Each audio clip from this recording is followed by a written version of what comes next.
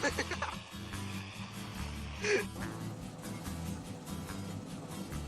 här är en fågel! Vi förstår innan icke.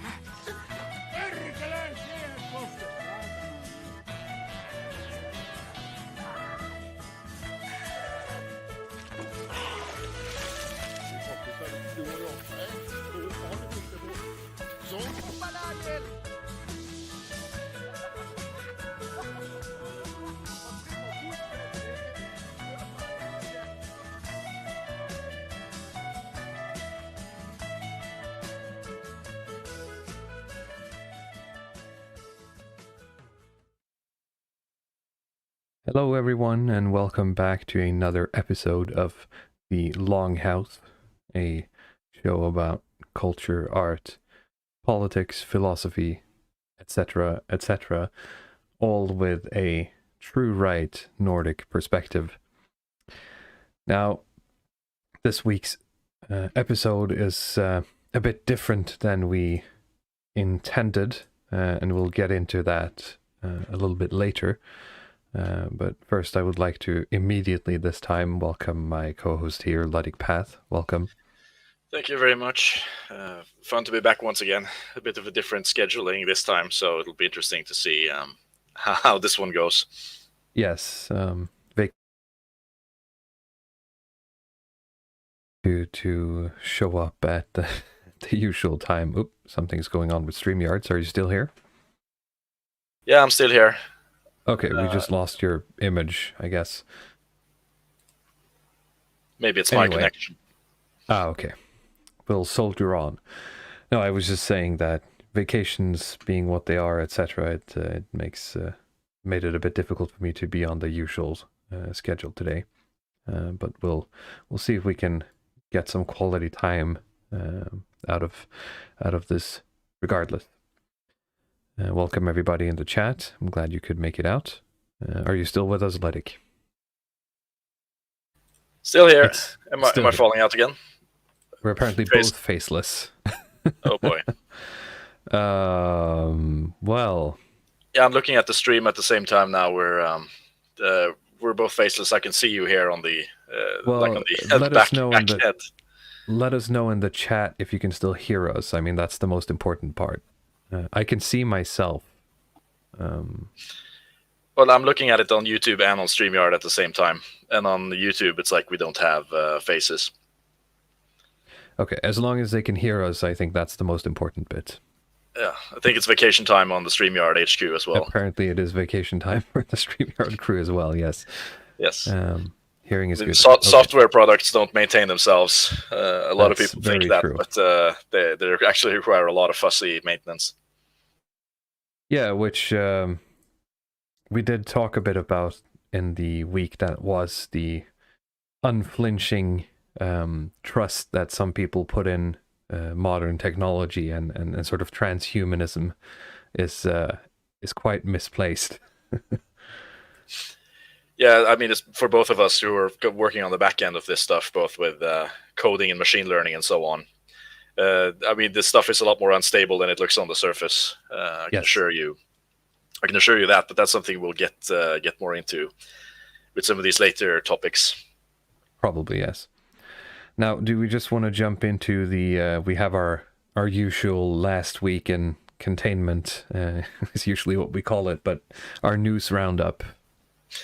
Well, I don't know if you wanted to talk about, I mean, we were supposed to have Techno Shaman on for this episode, but we had to reschedule a bit because of some unforeseen circumstances. Yes. I'll just bring up his Twitter page here. Let me just open a browser that I'm not logged in on, just in case I have any messages open or anything. And I'll share my screen real quick. So this week we were going to do something I was quite looking forward to. We were going to interview this guy here on Twitter. He calls himself Culture Barbarian in English, or Techno Shaman. He has a blog written entirely in Norwegian, but he styles himself as a poet and an artist. and his most recent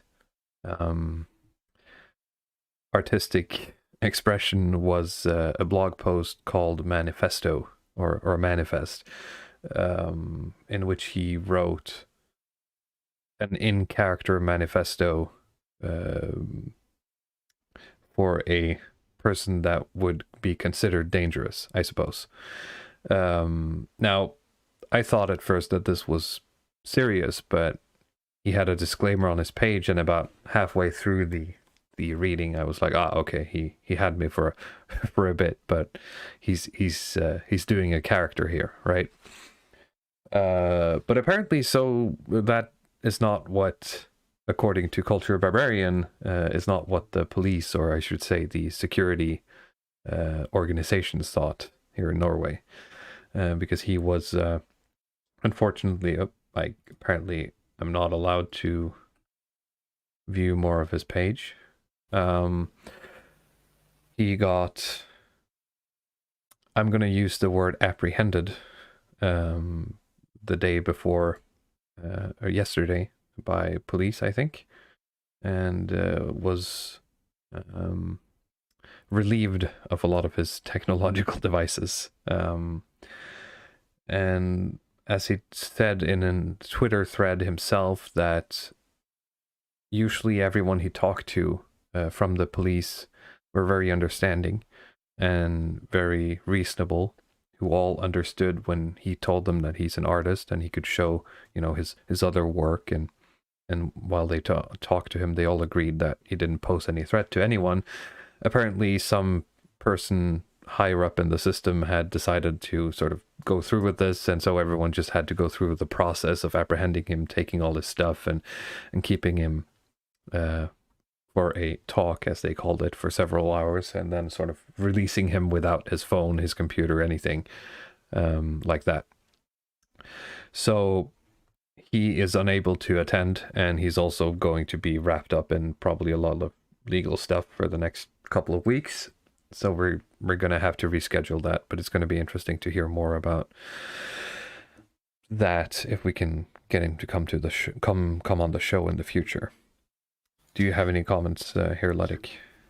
Yeah, I mean, it's interesting to note. I didn't think that he had as many people watching his blog. I mean, it seemed pretty niche to me when I was reading through it, and he doesn't have like that many likes. I mean, I like his Twitter page. He has like 1,000 followers, but he doesn't get he only posts in Norwegian, both on his Twitter, both on his blog, and even that specific blog post that got him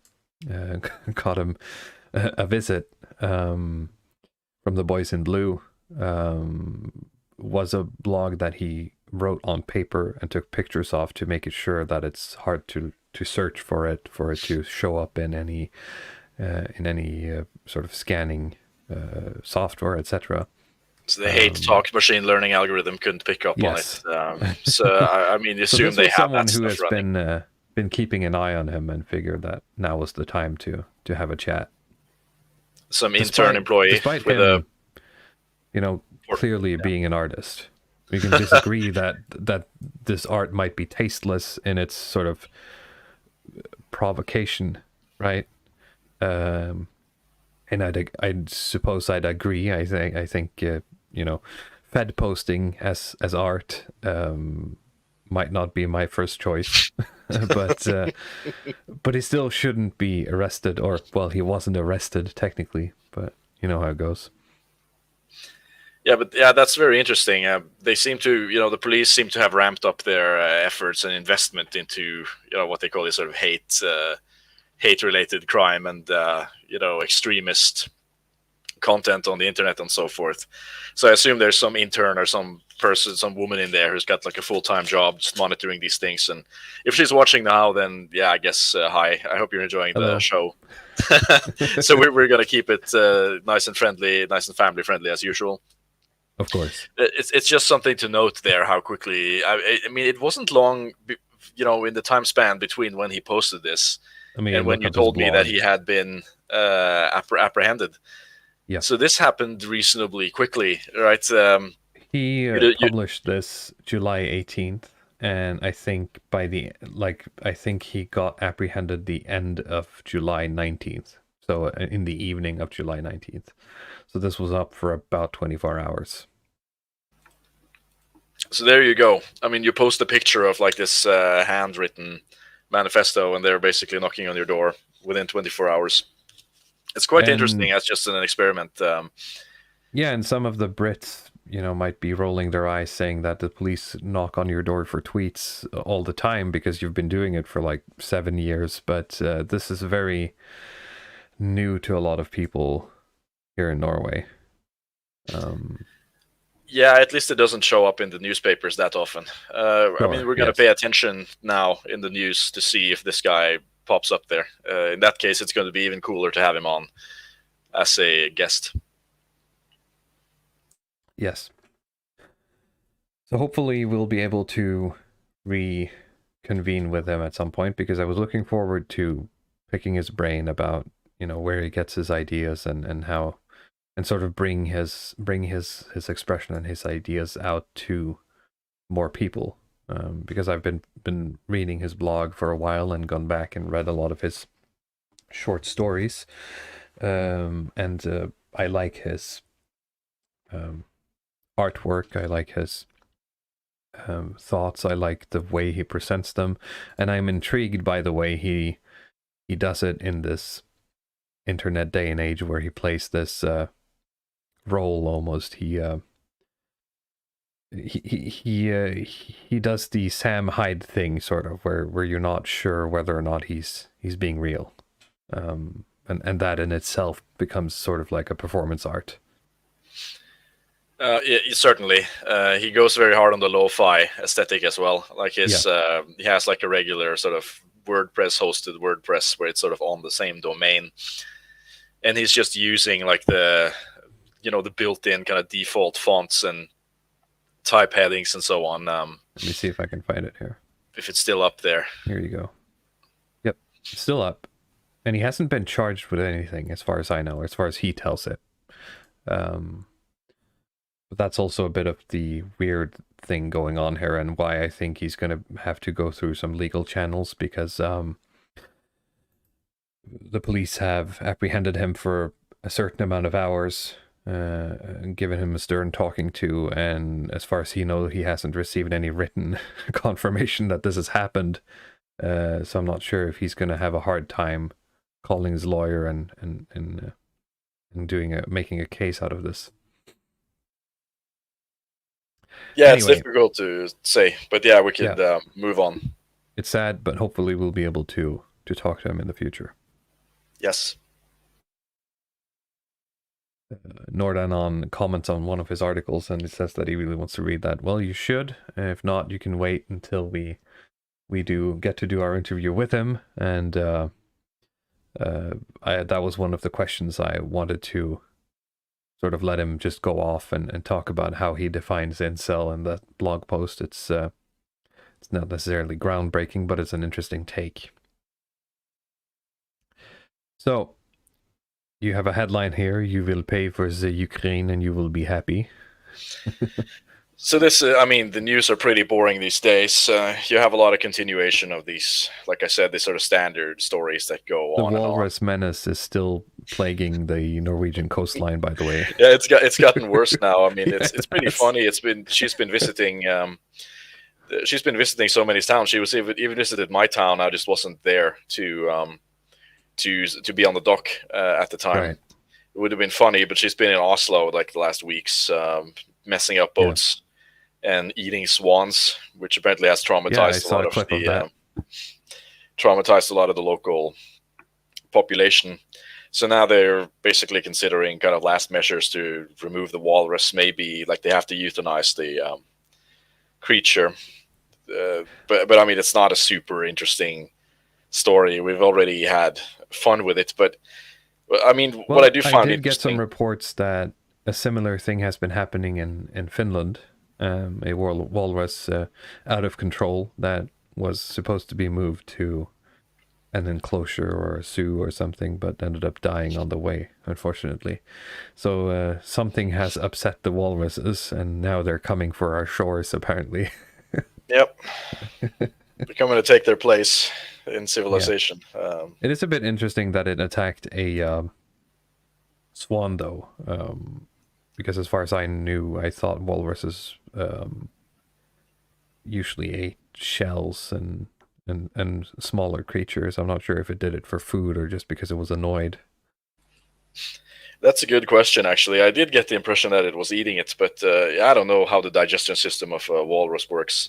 How capable are we? If it's easy to just, swallow up, like swallow up all the feathers and all the bones and all the nasty stuff inside the swan. I don't think it has very good like nutritional contents, but the walrus itself seemed a little bit out of whack. Maybe it's the chemicals in the water or something. They've had too many microplastics, and maybe now it's turned the walruses gay, and now they come down to hang out on our boats and eat the swan.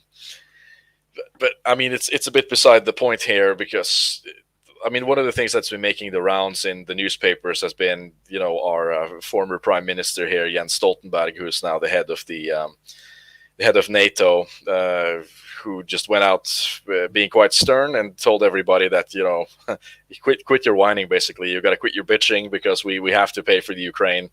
Boo-hoo if your gas prices and your food prices and housing and the interest rates and all that stuff is coming up, because the cost of not doing this is going to be so much higher. Of course, to a great deal of support. I read, like we've talked about, the Midwit newspaper, Aftenposten, and such. They opened for comments on that article, and the overwhelming support that he gets from these boomers. It's quite shocking. I mean, I would have expected that they would have been fatigued. How long has this Ukraine thing been going on now? It's almost been 6 months.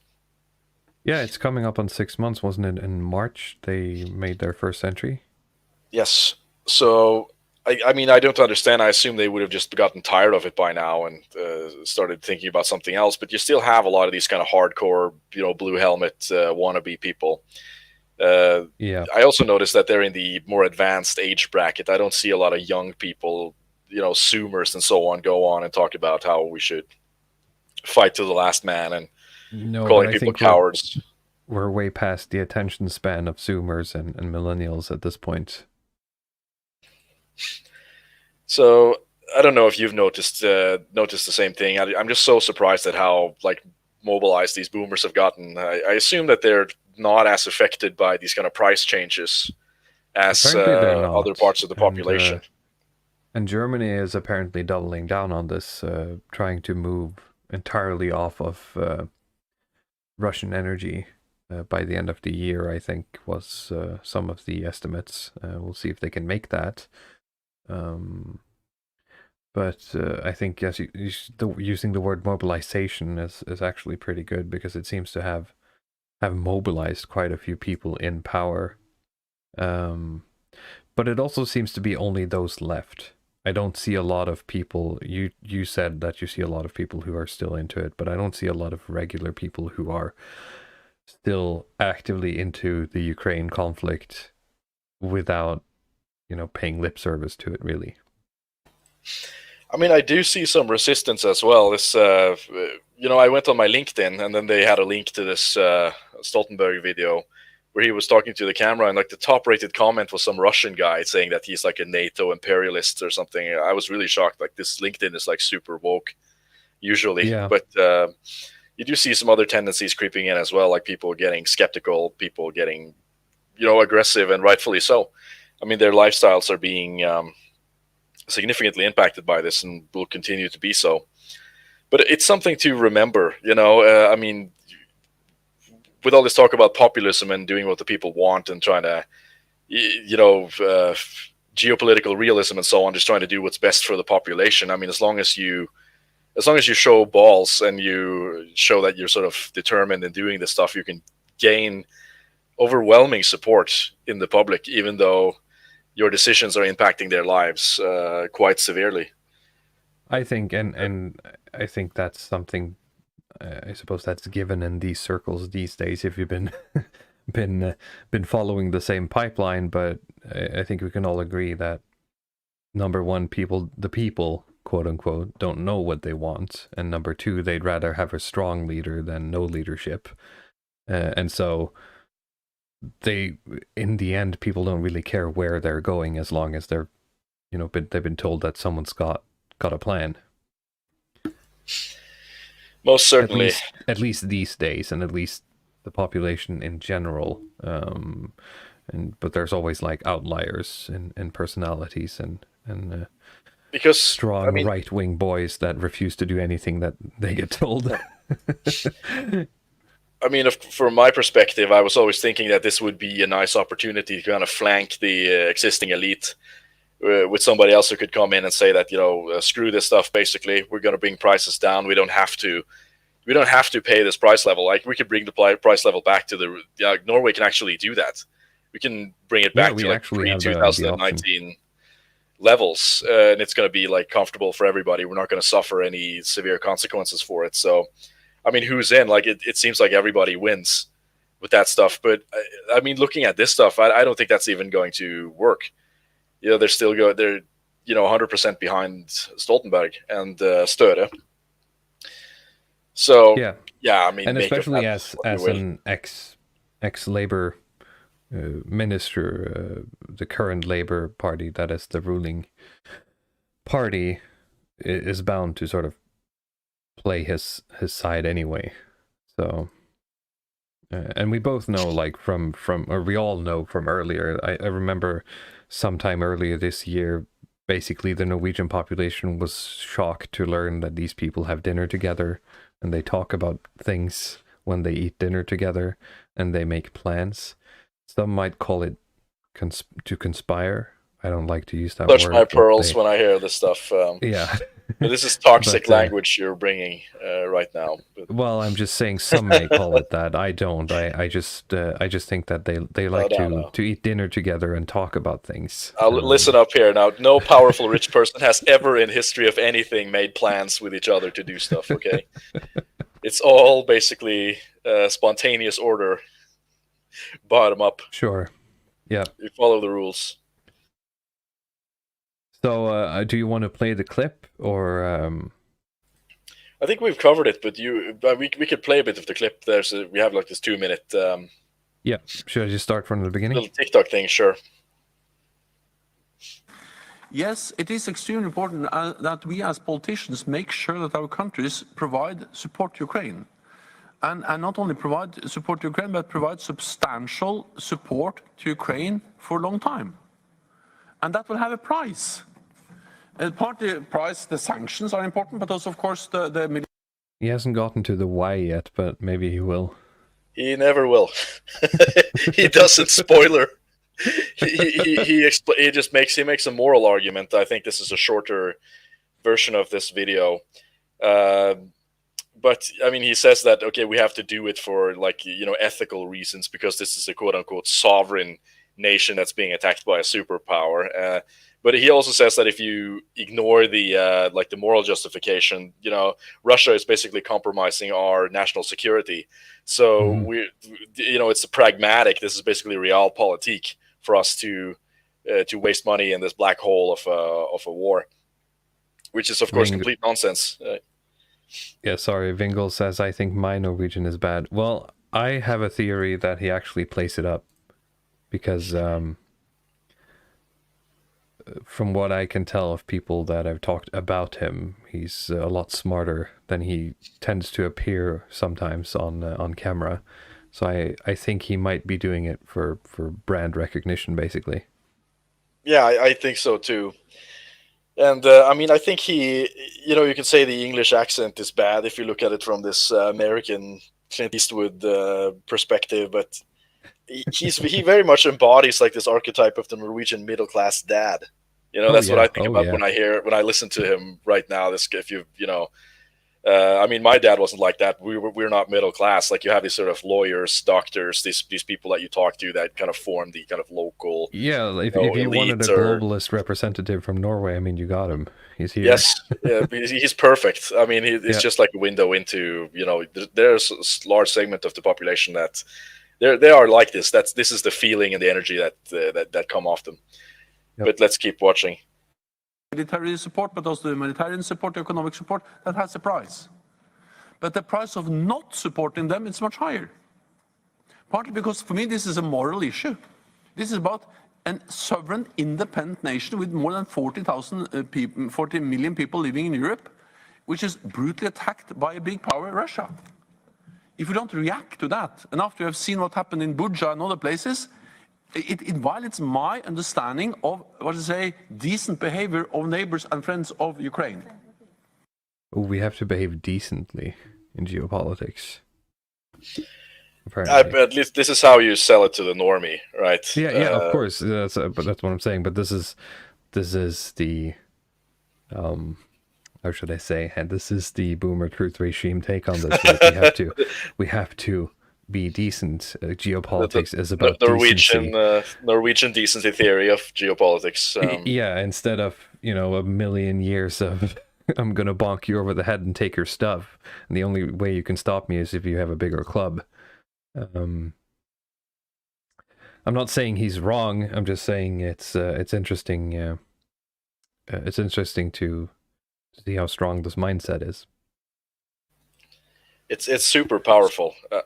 I don't know how it even got that way, to be honest. I think I was listening to a podcast by Bronze Age Pervert, and he was talking about like the history of Scandinavian peoples and how they've never been described as being empathetic in any sense.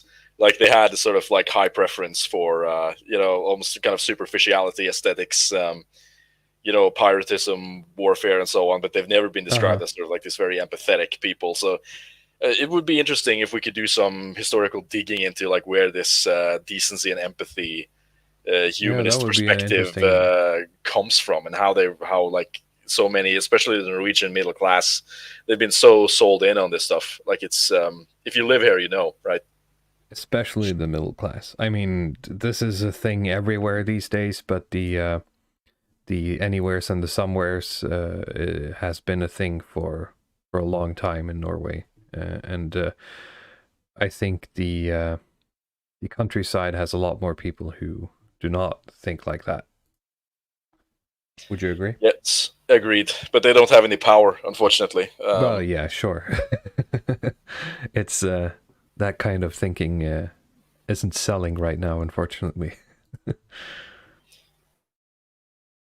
So of course, yes, it has a price. But not to act and just let that brutality continue and let that brutality of Russia be awarded is for me a higher price. Second, it is in our interest to help Ukraine. Quick question. Do you remember, was he the prime minister when the US went into Afghanistan and Iraq? When was this? What was his take on that? Because I feel like this is a moment where where we could do a gotcha on him, but I don't quite remember. My gotcha would basically be, I know that this guy has previously come out and said that doing like this kind of peace agreements or negotiating, some sort of new territory agreement with the neutrality of Ukraine being secured is like a non-option. He said that's never going to happen. So in a sense, I think he is pushing on the brutality, right? I mean, this could have been ended if we tried to negotiate. Okay, the Ukraine is going to remain neutral, and Russia will annex certain areas and so on, and then we could have ended the bloodshed. But he and NATO has sort of insisted that this would not happen. So in my view, like, he is responsible for maintaining the violence, and he says that we're going to interfere, and well, we're not going to interfere. We're just going to keep sending them money. So I mean, it's there's sort of dissonance there between the actual facts and the stuff that he's saying. But as long as he has that middle class dad energy, I think he gets enough people on board. Yeah, and it's also one of those. I mean, it is a nuanced issue because I think a lot of European countries and European people will agree that we wouldn't want a Russian empire as much as we don't want an American empire, right? I would like Norway to be Norwegian, right? So I can understand that for NATO or for the GAE, as this is called, this is a real threat, of course. But the right-wing position here is a bit strange then. You find yourself kind of saying no to everyone. Yes, I mean, I think all of us know that Putin doesn't give a crap about us. Basically, he's not giving us money or be very interested in like the sort of right-wing first world faction of the gay. So we're in the peculiar position in the eye of the storm here. Yep. And you know, I mean, we could support this, we could not support this. It's really tricky, to be honest. I wish I had better answers, but I don't. Yeah, no, me neither. It's one of those things where you kind of have to play it by ear as it goes, I think, and look for opportunities instead. Which is why a couple of months ago we said that this price thing is going to be an opportunity, which it seems that no one has seized, at least in the Norwegian Overton window.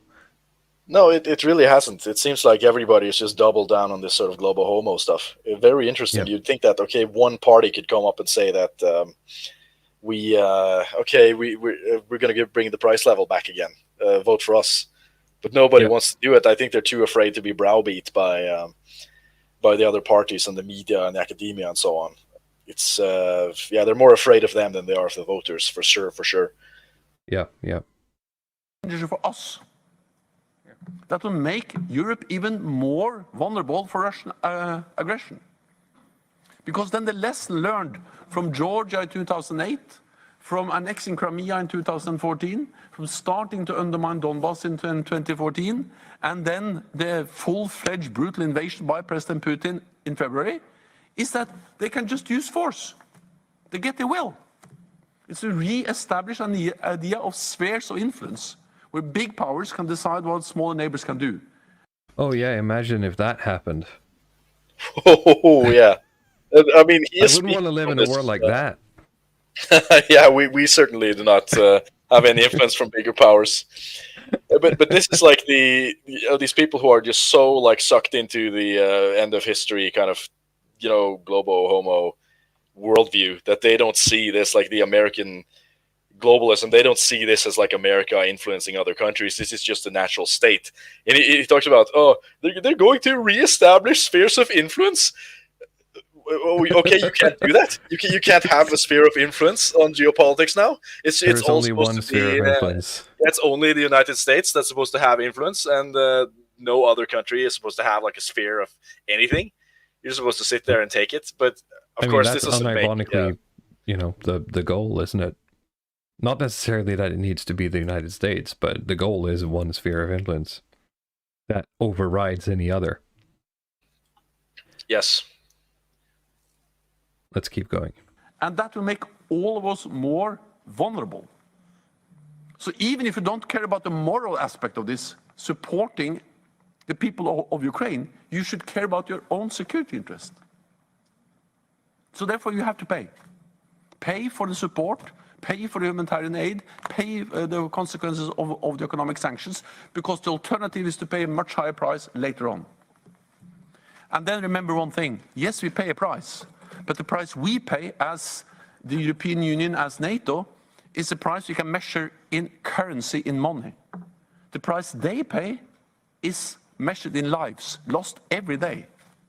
So we should just stop complaining and step up and provide support, full stop. All right. So yeah, it's all nice stuff. Well, yeah, it sounds nice, but you say that, oh yeah, but you can measure it in currency, but that also impacts a lot of lives and hurts people. And it sends the message to the people living, for example, here, that those other people all over there are more important than you.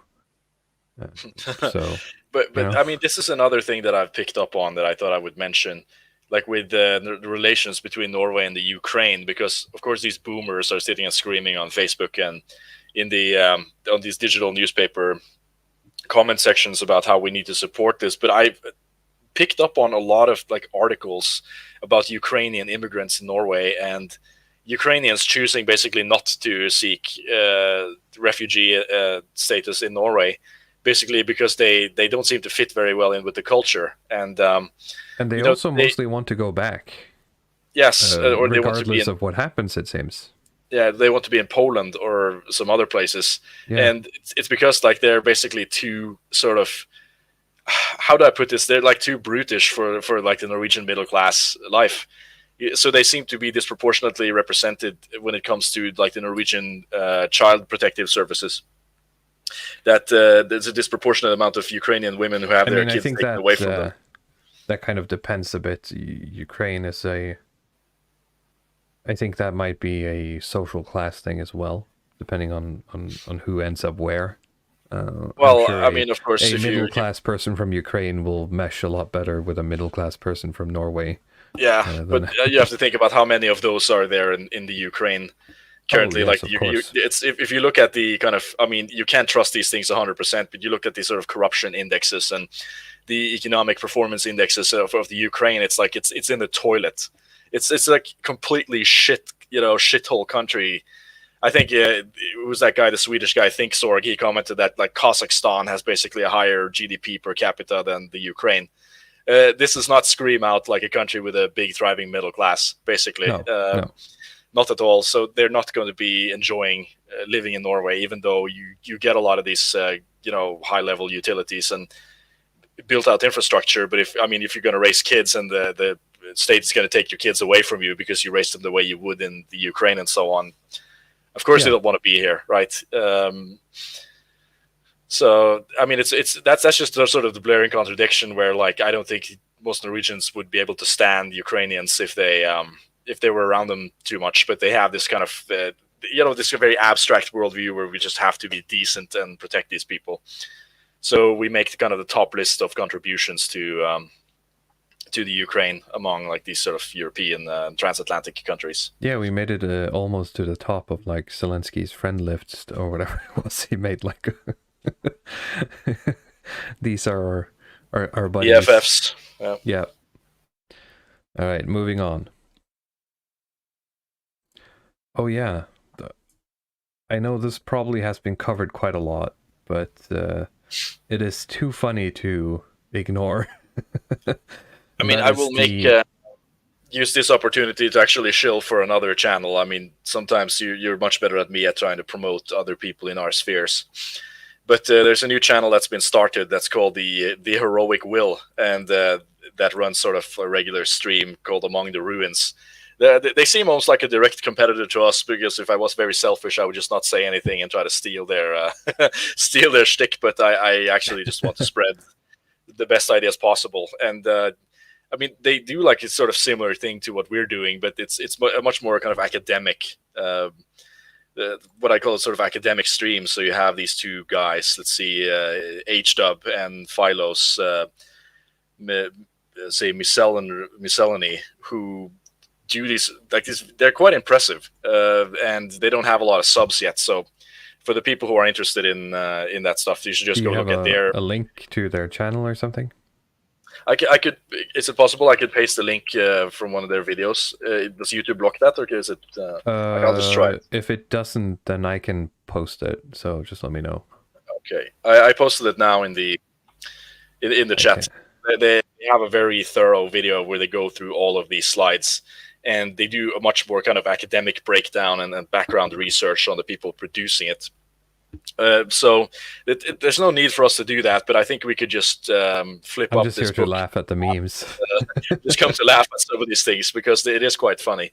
Apparently that didn't work, so you might have to... or maybe Nordan gets like you need to approve this link. I don't know how this works. How about you post it here in the private chat, and then I can share it. So let's have a look at the hate memes. So did you get the Google Drive link? I linked it, and here's the Google Drive link, and I will share my screen. Handbook of hate memes. First of all, it starts off by asking what are memes and defining what hate memes are. I'm sure I can skip the idea of what a meme is for the audience. But oh, I'm sorry. Did not zoom the way I wanted it to. I have to do it like... It's like very this. difficult to get proper zoom on this one, actually. At least in my experience, it's like a very stretched out resolution. So hate memes typically feature specific targets such as refugees, people of color in developing countries, people with disabilities, poor people, gay people, comparisons, e.g. a movie villain placed next to a political target, modifications, e.g. the body of an animal with the head of a political target, or more subtly, images that promote the beauty and or supremacy of a local culture or nationality. Now, one of these things is not like the other. Don't you agree? Yes. And you'll see that in their selection as well. Like there's a sort of overlap of things that are completely kind of innocuous, feel-good memes with like this very... Is it friend posting? Yeah, some friend posting and happy frogs and the bloomers and stuff with stuff that's like very edgy and spicy. Let's see. Let me. So they have a section on leftist memes here as well. I think... Why the left can't meme. Oh, I love it. This is like a proper academic paper on why the left can't meme. Yeah, you would think so, but most of the research on this one is very shallow. Oh, okay. Let's see. The left can't meme is a social media proverb criticizing political memes created by left-wing internet users. Left-wing memes are frequently mocked for being lame decoctions of right-wing memes, being too politically correct, woke, and lacking humor, and they're long as shit.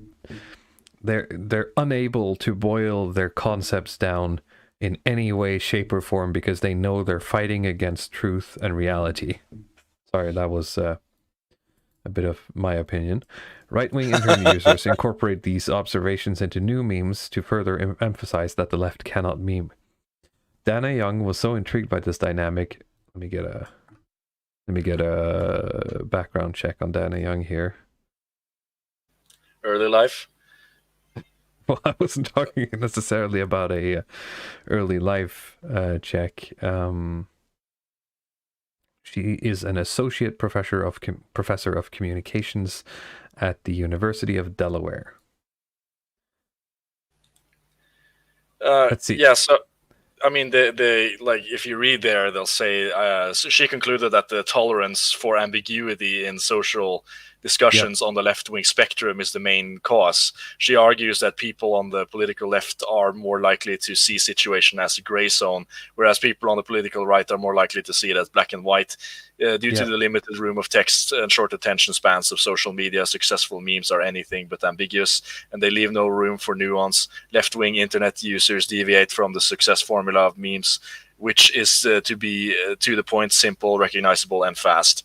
Which is, of course, interesting because I've not seen a lot of ambiguity. Like these leftist memes have a lot of ambiguity. They're just, like you said, they're just kind of shitty memes with that are just over-explained. And I'm never unsure of where it's headed. You know, there's nothing ambiguous about them. Yeah. I mean, we talked about this guy Gunnar Kjolmid. I started to think about him again. He's like this kind of Norwegian, humanist, skeptic debunker guy who has like the typical, physique and physiognomy of this, this typical like debunker. And like on one of these streams that he had, I was on one of my alt accounts and I asked him, about to explain a little bit why he doesn't like Jordan Peterson and why, what's wrong with what he's doing. And he basically explained sort of like, he went into like this leftist meme territory where he talked about, the people on the right, they use cold statistics, which they just like show stats like, the increase in rape between, after 2015. And they say that, here's the migrant crisis and here's the rape stats and how they've increased. And then he went into like this long rant about every, reason that's been contributing to it. And I mean, it's just boring as shit, right? I mean, the funny thing is just to show like, okay, here's a correlation between, increased flow of migrants from the third world and rape in your country, because the media tries to hide that stuff, and it's funny just to put that in people's heads. You can shout correlation does not equal causation as much as you like, but when I can't believe my lying eyes, I mean, what am I gonna do? Yes, we didn't have this problem before. Then we did A, And since then, things got worse. Okay, sure, maybe we did B as well, but come on. Yeah, right? I mean, jokes aren't funny if you have to explain them. Basically, it's like if you're doing a stand-up routine and you're spending 5 minutes explaining every joke, it's Yes. not funny. It has nothing to do with ambiguity. They have to be fast and snappy and just, you know, they have to just bypass basically your security system. What is this? Sorry. This is the wow. taxonomy of internet's tailless amphibians. The evolution of Pepe the Frog. Nice. Did they get Very Richard good. Dawkins to do this one? I don't know. Maybe. Sorry, keep going. No, I mean, I think I covered most of the basis in terms of like Oh the my left god, can't they actually still believe that the OK hand power is white power. And that's why I mean this was this explicitly paper created as a joke. I remember this happening. And in some sense, I mean that's kind of why this paper totally sucks, because the research is very superficial, and it's just some kind of like paper written on, you know, this is what you're supposed to think to have the right opinion. It's very little kind of in-depth understanding of what makes these things work. But yeah, the OK hand sign, I mean, it just shows how effective these memes are. If they still buy into like this is like the white power stuff and milk is white power, and like the coconut thing I'd never heard about. You see there, that's No, like me neither. That's new. a moderate Muslim as a coconut. Yeah. It's brown on the outside and Well, white on the inside. Hang on. I have heard, this is probably, well, I think Americans get the Kinder Surprise eggs, right? I've heard that before.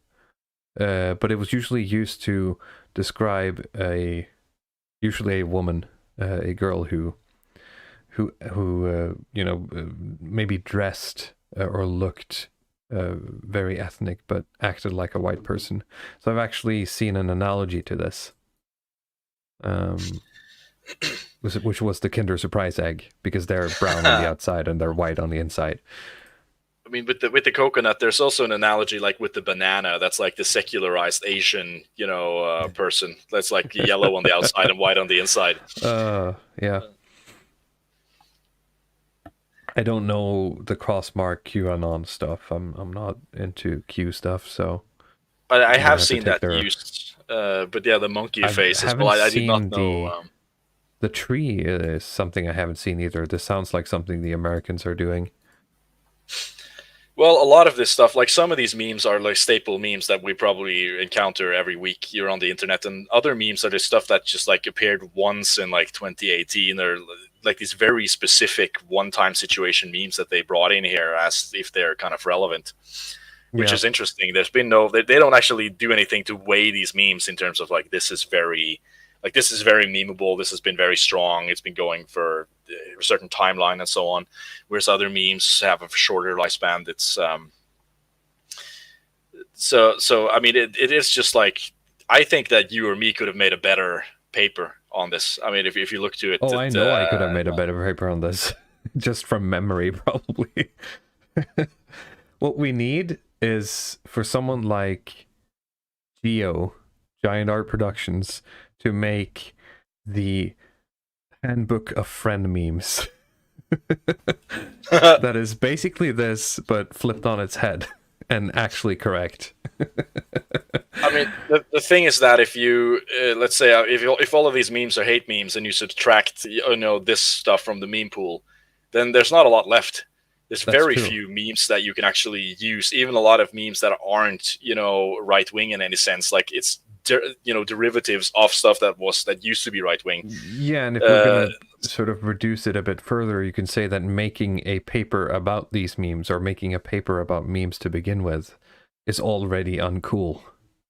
Like, the media of a meme is sort of the fast-moving online interactivity of it, that someone can alter it or change how it's used, and it can sort of take on a life of its own apart from the creator.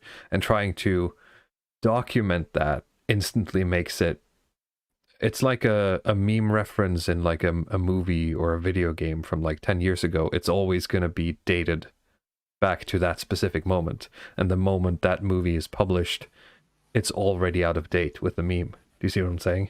Yeah, I see what you're saying. Of course, some of these memes have a lot more longevity than 10 years. Well, sure, but I mean, Pepe the frog isn't 2016 Pepe the Frog anymore. Any documentations of Pepe the Frog in 2016 is foreign from today's Pepe the Frog. Yeah, they need to keep this updated. But then again, you have the page that's like know your meme. I mean, know your meme is like more detailed than this this document. Right. So it's a lot of it is just copy and paste with a sort of leftist slant, where they just explain why it's like very naughty to think this is funny. But here is in the chat. I'm not going to pull it up in case I end up in trouble, but he's touching on Evola's views on race here, where it is a spiritual and a physical thing both, and you can embody either. Let's keep going. Now here we get to the fun part, where it's just this incredible collage of what they call the projection of power, where you have this very cool image of is it Kim Jong-il? Is that I think that's Kim Jong-un. Kim Jong-un, sorry. Yes. You have Macron and Justin Trudeau hugging. Trump, Putin on his horse. Well, I mean, I don't know what the I don't know what the text on this one is. It's so like I can read it. Yeah. When men with power are left unchallenged to project their power into photo ops of physical strength, virility, and sagacity. Of physical strength, virility, and sagacity. Sorry, it's very hard to read. The results can be bizarre. We can see them caressing, fondling mysterious glowing orbs. They're so salty about the orb. Gallantly riding horses across dramatic nature scenery like in the good old days, posing as sunglassed action heroes in front of heavy weapons, solving an unchallenging Rubik's Cube together, or waving country flags while dangling from zip lines. And also, you used a quote from someone in last week's streams where you from Twitter, where it said like everything you thought was cool when you were 12 is still cool. And, but in terms of like longevity of memes, I mean, this is like I think the most long-lived meme on the list, because Il Duce, like Mussolini, was the first guy to come up with this stuff. Like, to actually use mass media communication to present himself in this way, to like upper body shots, swimming, horse riding, wood cutting, and so on, like flexing on camera, to present himself as like this ubermensch strongman. And this has kind of persisted, since this isn't time. Necessarily a 1-to-1, but this is Donald Trump as like a Joan of Arc knight type figure. Oh, here he is as, what the hell is this? Christian evangelicals in the US believe that Donald Trump was sent by God as his chosen one to fight corruption of the deep state. This narrative is part of the Great Awakening QAnon conspiracy theory, and is often accompanied by hashtags such as God wins, Armor of God, Save the Children, Dark to Light, etc. Various photoshopped images will depict God Emperor Trump. Now that's different, because God Emperor Trump came from sort of the online Warhammer miasma that is always sort of in the background. The internet has a tendency to always have these building blocks that resurface from time to time, and Warhammer is quite big on that. But sure, again, this is why I feel that these people haven't done their homework. Oh, no, they haven't. Adding Trump's face to a Warhammer 40k suit of armor. That's true, but that's not. But that's also where the God Emperor Trump came from. Now, sure, it might have been co-opted by the evangelicals, but come on, do your research. Depictions of Trump in medieval armor refer to Ephesians 6:10-18. Put on the full armor of God so that you can take your stand against the devil's schemes. For our struggle is not against flesh and blood, but against the rulers, against the authorities, against the powers of this dark world, and against the spiritual forces of evil in the heavenly realms. Also popular is the Face Swap app, which replaces faces and uploaded pictures using AI techniques. This is... Oh no, glowing eyes. Here's Giga. This was Chad before Giga Chad. What is this? What was the name of this guy? Chad Thundercock. Chad Thundercock, okay.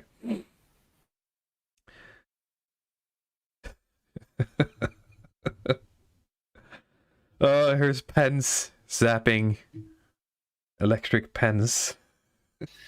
I mean, that was like the funniest shit. You know, that's Yeah. one of the memes that I've laughed the most at because like there's these videos on YouTube where they're just reading up every moniker, like every nickname they gave Mike Pence for that gay conversion therapy stuff. I mean, I just found it so absurd, funny at the time, but it's not been a very persistent meme. I mean, nobody memes about Pence anymore. He's like considered to be the traitor or whatever. Yeah. So. So this is a meme about using a Sharpie to correct mistakes. I don't see how this is really a hate meme or like a right-wing meme. Maybe it's a lefty that's meme. the thing. I mean, most of them are just I mean, you know, they're just completely innocuous memes. There's no connection explicitly, at least, to this being a hate crime or being associated with Jesus Christ, being right wing. Is this? Can I show this? Whatever that was. Yeah, there's no genitalia there, but Okay. there's got a pig body. Okay, so actually they've been slightly more fair because I would say that this was made by someone who is not on the right. So this includes, yeah, one of the downright. I mean, it is pretty funny. I'm not gonna lie. Hey, these are pretty funny. These are quite good. But for all we know, this is made by like a rogue right-wing faction, right? So, or a more like propertarian Republican faction. I'm just gonna scroll past that. Thank you. We got good old Pedo Peter. See. Cthulhu. What does that have to do with BLM? Is it just, you know, in general, like why settle for the lesser evil? Yeah, okay, I see. Oh yeah, this is Bernie sitting at the inauguration. What is it? Just because he's using the Trump Pence stuff? This is furries for Trump. Save the children. In the wake of QAnon conspiracies, saving children from pedophiles, Satanists, forced vaccinations, weak and woke governments, etc., has become a popular conspiracist trope. The image depicts a high-quality photo montage of a sculpted child, presumably being subjected to government-imposed forced vaccination. This is very BitChute, this image. Yeah, it's like BitChute summed up in one photo. Oh, here's all the Soros memes, the reptilians. Yep. Oh, the all-seeing eye, Illuminati, the Great Reset. I mean, this isn't a conspiracy theory anymore, is it? I thought it's public. Like this is official. I mean, you know, Klaus Schwab wrote a book that's called The Great Reset, where he co-authored with another guy, where he just sort of explains. It's official. World Economic Forum writing, isn't it? Yes, I mean, he wrote it for the World Economic Forum, sort of like this is how he thinks that, you know, the world should change, or how the economy should change. You know, it's connected to the fourth industrial revolution. He never talks to any other influential or rich person. But I feel like this is almost a kind of psyop from them to say that no, the Great Reset is a conspiracy. So if you want to actually talk about it, you sound like you're crazy, even though it's an actual book from a real person who has a lot of influence. Yeah. I'm not quite sure what this is. A social media call to organize People's Tribunal to convict those responsible for the coronavirus hoax, end quote, for crimes against humanity. Okay. So they want like a Nuremberg for world leaders, I guess. The Dark Enlightenment. All right, let's go. I guess that's like the dream of most disgruntled people, to have some kind of like trial. Based. Let's go. When do we get to Evola? Cross of Lorraine. Yep. Anti-fascist resistance. some of these that come later are like really inflammatory, so you might have to like very quickly. Okay. I'm just them. gonna scroll. White Boy Summer. Patriot Front. I thought these guys were glowy as hell, though. Yes. Oh, Thule. Let's scroll past that. Jürgen. Comparing people to animals. Pandemic and anti-vax propaganda. What is... Okay, you saw that Why one. is You this got suddenly replaced? Yeah. You have Where to did scroll this come past from? the Tyrone memes there. Oh, yeah. I'm gonna just quickly go past the and then they like mix in this one. That's a kind of it's a bit more of an innocuous, like the but dancing. This is an old school meme. Yeah. Why is this motorbike? I'm not gonna read that out loud, just in case I get memed on for something. Incest, illiteracy, Islam. Yeah, stop noticing things. Oh, now we get to the Hussars. The Wrath of Non. Yep. So this one is noticeable, like white nationalism architecture. That's a very strange, if you like or pretty European buildings. architecture, as it's called. Trad wives, yeah, let's go. Let's get some women in wheat fields. Several academic studies touch upon the relation between extremism and misogyny. For example, in the context of movements such as Men Going Their Own Way, MGTOW, far-right extremist movements such as the Proud Boys and Wolves of Vinland, or the Salafi jihadist movements. All of these embrace a power structure with men that are seen as being powerful on top, aka warriors, obedient and traditional wives below, aka trad wives, and further down male enemies, cucks, faggots, snowflakes.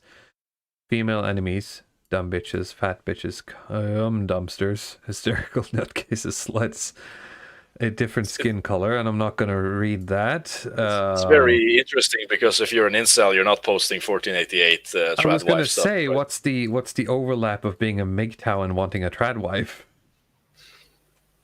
Interesting. So they just seem to mix everything together here, almost to the point that it's like completely incoherent. That's titties. I mean, okay, so we're already demonetized at this point, and I'm probably going to get hit with something. They've created associations basically between these things, but it's completely incoherent, like a lot of the rhetoric that you see, like with Stoltenberg as well. Like if you sit and think about it a little bit, it's a lot of the stuff that's being said is totally incoherent, but it comes from authority and it wants you to feel a certain way. Yeah, I've never understood the, like, of course, if the woman is hot, I get it. But the like, oh, girl with gun thing. This is the Ukrainian resistance. Is it? No. It's just a picture of the woman in the top left. I remember them posting like some girls with guns and like grandmas doing like shooting exercises before the invasion, didn't they? Yes, and of course they use it for propaganda as well. But and here's a windmill of friendship. Yeah, that's why I said it was like the Ukrainian resistance. Okay. Now I see why. It says strong women don't worry weak men. Look, I've been radicalized on this, and I am taking sort of the Sam Hyde position in that if you are a man and you happen to run into a female police officer, I hope you have a bulletproof vest on, because no matter how you spin it, she's physically weaker than you, and the only thing she has to make up for it is that gun. So you better not scare her accidentally in Minecraft. The Viking compass. Yeah, you have to scroll past this stuff. There's a lot. Okay. Oh, Kali Yuga, let's go.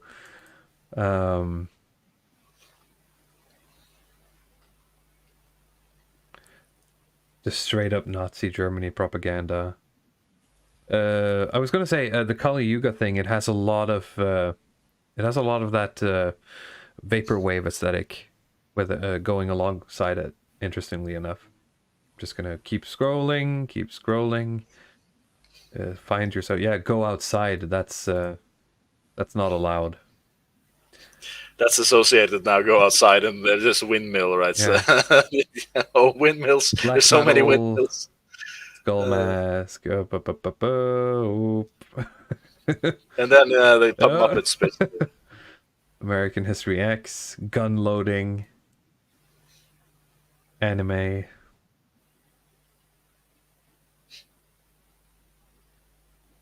Steal his look. Taliban hipsters. ISIS. Yep. The okay hand gesture. We got him. We got him. Proud Boys. The Boogaloo Boys. I thought the Boog Boys were mostly just extreme libertarians. Oh, Maybe it's I'm all the wrong. same to these people, right? Yeah. They can't tell really libertarians from fascists from whatever, right? Huh. The Yes Chad. The Yes Chad, also known as Nordic Gamer, and uses the same graphical style as the Nordic Mediterranean meme. The depicted profile face is often wearing a headset and or accompanied by the yes caption. Chad is a term used in toxic masculinity movements, e.g. incels, to describe an alpha male, a player, a sports jock, etc. He's sexually attractive and socially successful.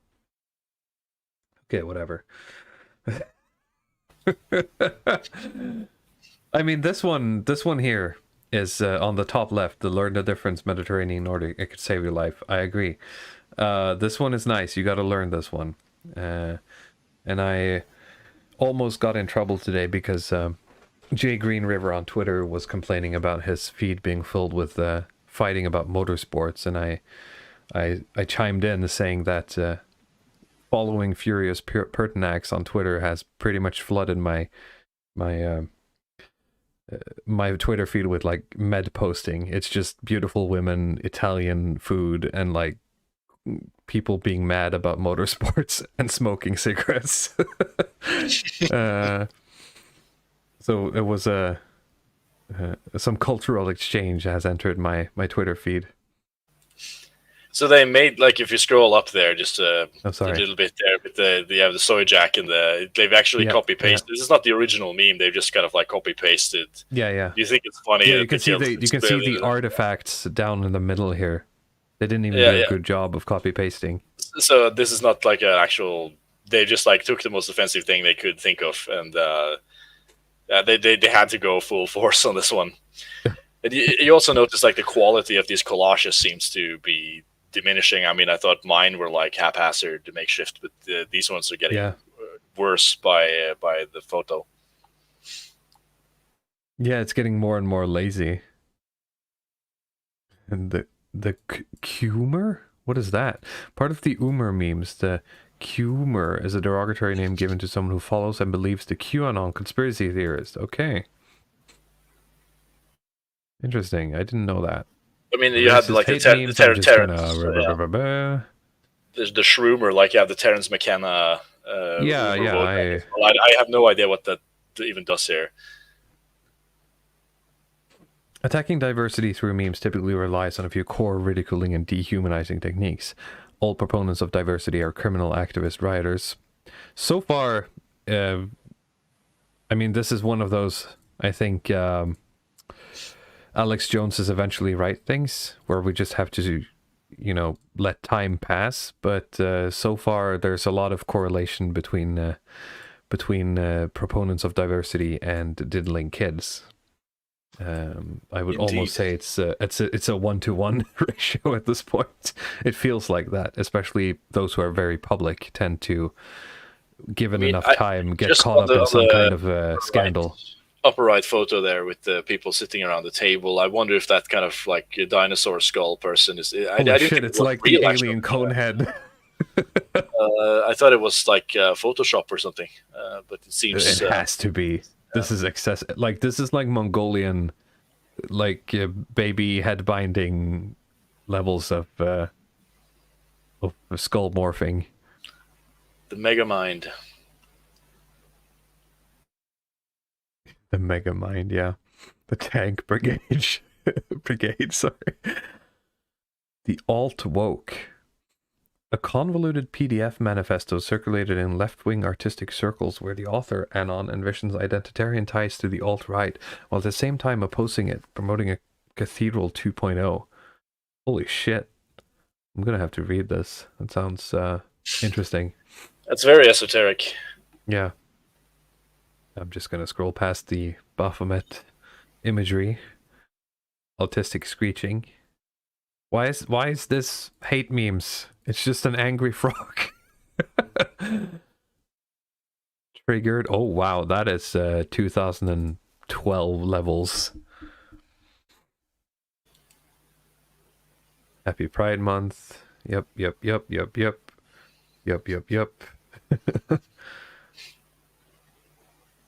Everything's fine. Keep shopping. Ukrainian farmed forces. Kyrgyzstan. Oh my god, I haven't heard that name in a long time. Oh, they did their research here.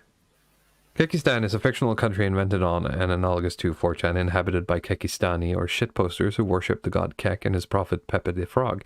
The word Kek originates from the video game World of Warcraft, a massively multiplayer online role-playing game where good humans, elves, and dwarves battle bad orcs and trolls. Well, I played Warcraft games, and I wouldn't say that's the story, but sure.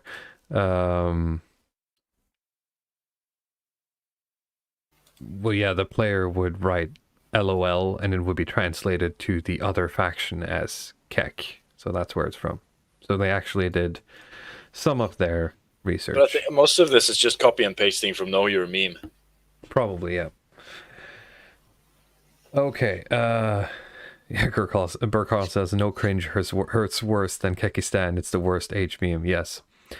Would you believe that hidden somewhere deep in the bowels of my channel is an edit of Sargon of Akkad reading the prayer of Kek, which is the Christian prayer, rewritten to fit the Kyrgyzstani stuff, but I put on like filters to make him sound like he's in a cathedral, and it got me like 2,000 views or something back in the day. And I like a year later, my shame was so great that if I haven't deleted it, it's at least been hidden since. Now I'm not sure if I can show this stuff, but here you have Apustaja, the helper, which is the friend boy. I'm not gonna spend more time on that. The NPC meme. I mean, all of these. That's the thing. 9 out of 10 of these. Some of these are vulgar and sort of straight up just propaganda, right? But 9 out of 10 of these are just good memes. They're effective mediums for either conveying something or being funny. Yes, and they allow a lot of flexibility as well in terms of how you want to communicate. The Lord's Prayer, message. yes. Yeah. I mean, my question here is like why there seems to be no ordering of these memes, because you'd think that they covered it's not chronological. They covered the Oomers, a lot earlier, and now we get to the Wojak. I mean, it's hard to understand what the Oomer is if you haven't seen the Wojak first and so on. The Yikes. Nordan asked when I'm gonna show that video. I'm not. It's I edited it. I just basically added like echo and an image of a cathedral and put it up as a video. So I'm probably never gonna show it. Oh, it's Adam Ruins Everything. I remember that. Jesus Christ. I mean, it's painful to go back and watch that stuff now. On the next week's stream, I'm going to. The world was a better place 10 years ago.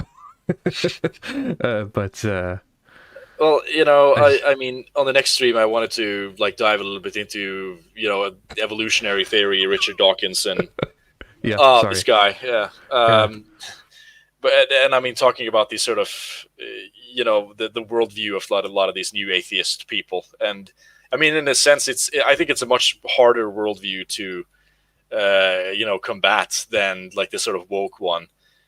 Because like with these woke people, you just kind of put them in these logic traps or make them scream out or something, and it looks effing horrible. But like with these secular humanists, there's so much kind of sophistry and very dense kind of academic jargon that they will use to just explain simple points. It's a lot harder to kind of explain from our perspective why the kind of secular humanist view is wrong, or is bad, than like one of these woke people. But it's still like even with the marketplace of ideas, like they're kind of a diminishing faction. There's like less secular humanists now, at least online and in these discussions that I've seen previously. Interestingly enough, the simpler idea seems to draw a lot more people. But I think we've covered the whole. We spent a lot more time on this than I predicted, but it was quite funny. So good times. Now, the next thing we wanted to talk about is an episode of Making Sense with Sam Harris that you sent me earlier this week, in which he talks to two people, Peter Saihan and one other guy. Do you have his name? Let me see if I can. Just a moment. See if I can get it up here. Oh, there you are. Yep. I had to mute myself a little bit, so got a little bit of noise in the background, unfortunately. Let's see here. End of the Global Order. That's the episode, and it's episode number 288 of the Making Sense podcast. I mean, if you're on the YouTube channel, you can hear the first hour, and you need membership with Sam Harris's channel or something to get the full thing. I mean, I don't really care for Sam Harris that much, but I feel like he makes a kind of decent podcast. He's got a nice voice to listen to, and he'll occasionally bring on some interesting people. So it's not painful in the same sense. But the Ian Bremmer, I guess, was the other guest who was Ian Bremmer, yes, this that's optimistic pro neocon here. Just a minute. I need to just take 5 minutes off. Do you think you could just entertain the audience in the chat? I will entertain the audience, and we'll put this Making Sense thing on hold because I want to have a discussion here with Luddic a bit. So if you guys have anything you want to talk about real quick, that would be great. Otherwise, I'm gonna show something that we discovered, which is a Twitter account called Mugshot Shotties. And I want to have like a phenotype journey with you guys because it collects a bunch of women who have been featured in mugshots across the United States and posts them for simps all over the world to enjoy. Oh, I actually have to be logged in for this. All right, let me see if I can bring that up real quick. Stop sharing and add. Let's see here. Here we go. So get your best icon fixer ready, and let's have a look at some of these women. Let's see what they're in for, and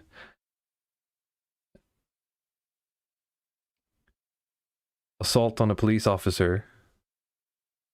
Now, I have a theory. Sometimes you can just tell looking like at a woman. You get the obvious like fetal alcohol syndrome going. That is typical of a lot of this. Second degree trespassing. Oh, she looks quite sad. She had a possession of a firearm while committing a felony, terroristic threats, carrying a concealed weapon, and disturbing the peace. Why are you crying?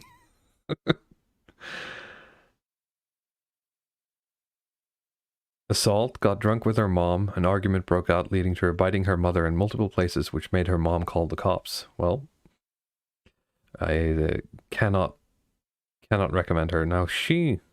Oh, that's a section of marijuana. Well, Daddy's gonna bail her out, I think. Yeah. Reckless driving and DUI. Drove her car... Bell rung is hitting all the icon fixer. Some of these don't need fixing, I think. Some of these just need a steady hand, but I suppose that is what the fixing is. Now, this is a face that I feel is inclined to crime. But that's all I'm going to say about it. Aggravated assault with deadly weapon. This hyper platinum hair is always a warning sign.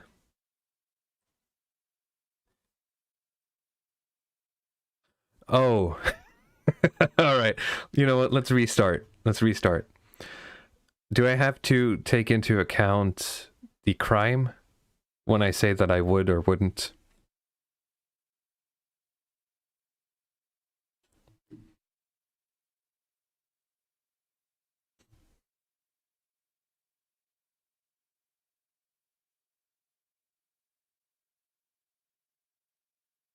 Now, I don't take kindly to that kind of slander.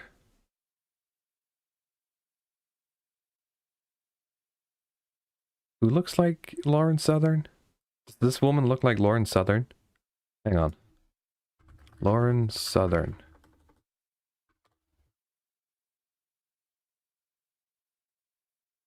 Oh yeah, kind of.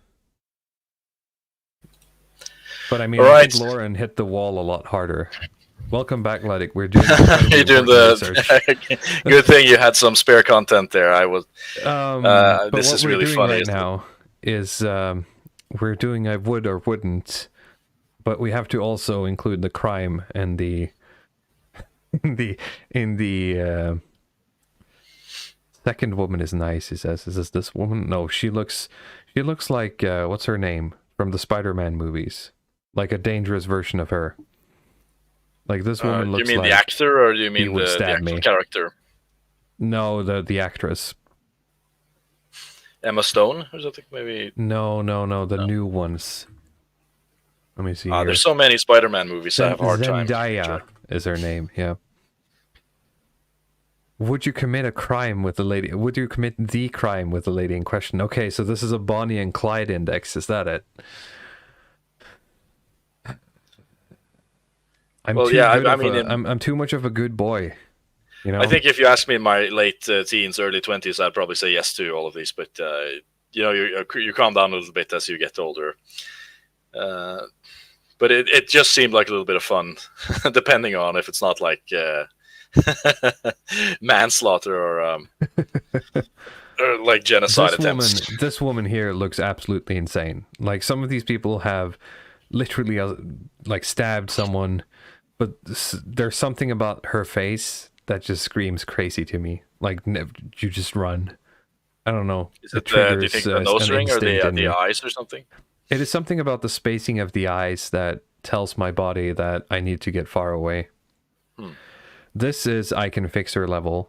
I joked earlier that Daddy's probably going to bail her out. Well, she has a lot of makeup, right? And that can be fair enough. Can be quite deceiving. I was joking earlier as well about there being sort of some physiognomy to like criminals and this applying here as well. And there's something about the spacing between the eyes here as well. I think it is if you can see too much like white underneath the eyes. That being said, I mean, if I was a horny teenager, reckless driving probably wouldn't be. Drove her car through a Waffle House. But she drove it through a Waffle House, which I guess is a bit too much for me. It's very American. Yeah. Rioting and malicious destruction of property. So that's just a leftist. This is the Antifa GF. Yeah. Antifa GF, yes. Aggravated assault with deadly weapon. This is apparently discount Lauren Southern, according to the chat. She drowned refugees. Let's see. Ooh. Yeah, this is 3 counts of principal to attempt homicide. Ooh. Also wouldn't, obviously.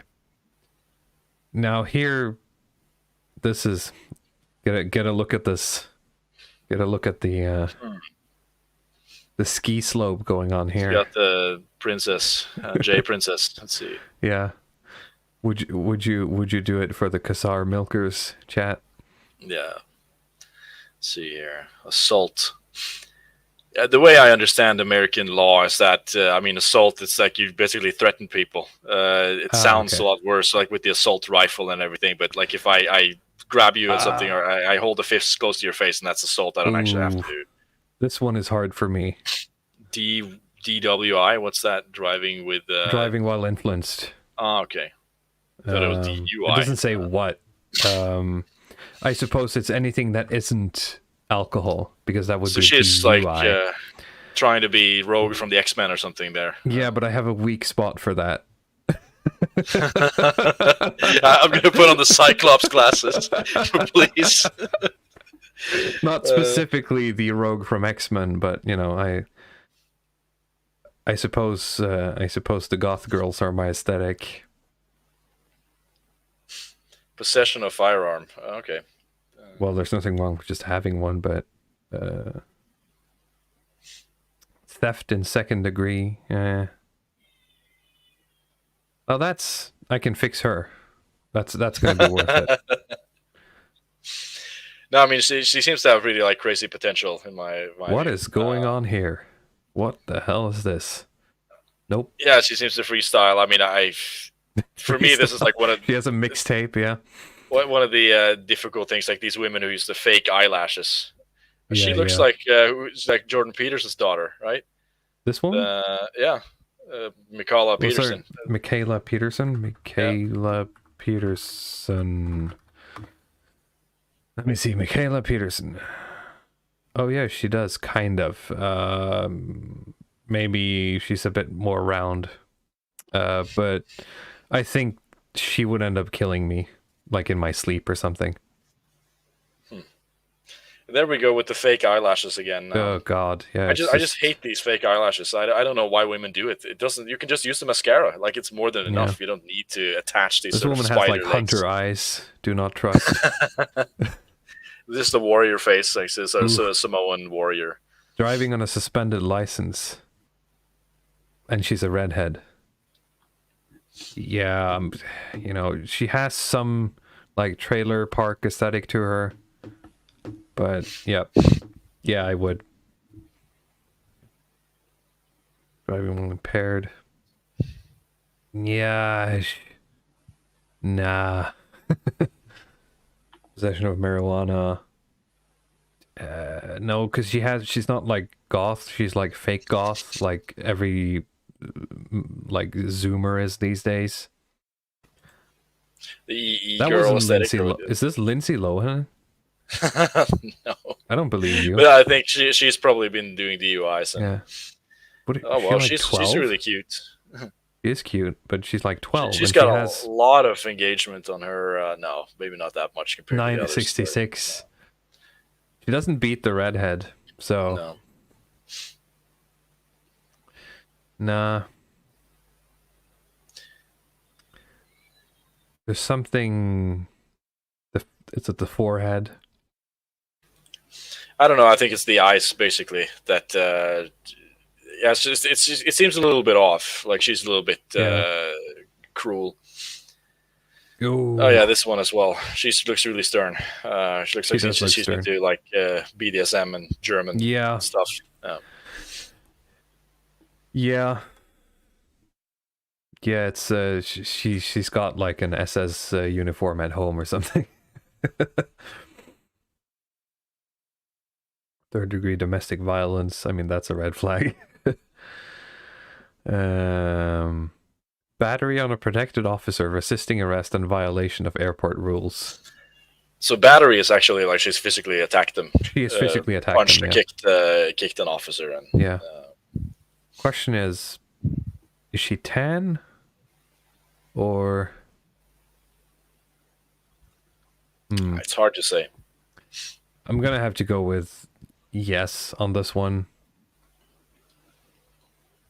Nope.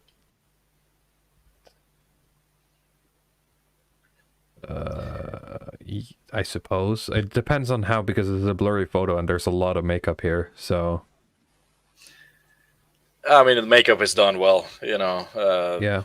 Some people, it's almost impossible to hide how they look with makeup. Wow, she looks pissed.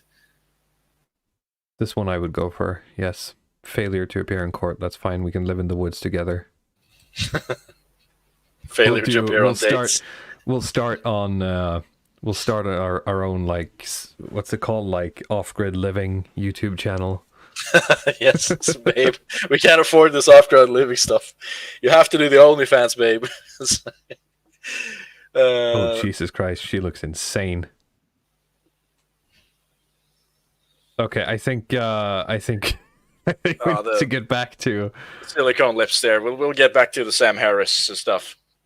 Yeah. So okay, I mean, in this podcast, that diversion. it was a good diversion. So I mean, in this podcast, I need to check out this guy. Peter Saihan. He seems to have quite a good head on his shoulders, and he gives a kind of explanation of why he thinks basically that the best years that we've had in the West economically are behind us, like after 2019.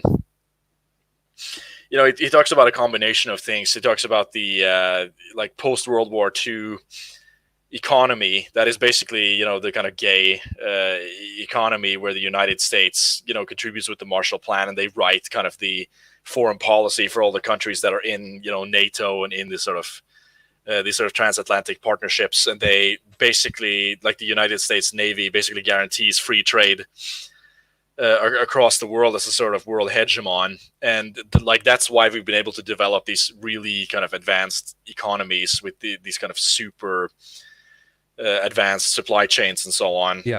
And it says that, the thing that we needed to have these supply chains is basically having the United States as like this world guarantor hegemon with a certain size navy, which they no longer have. That was his first point. Well, also because of the Cold War.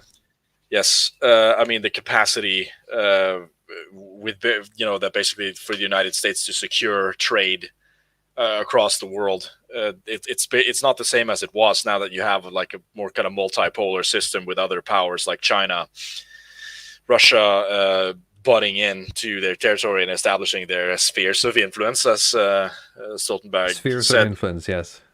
So that's the first problem, and the second problem is really that of demographics, where I mean he gives a very straightforward explanation for like the falling birth rates.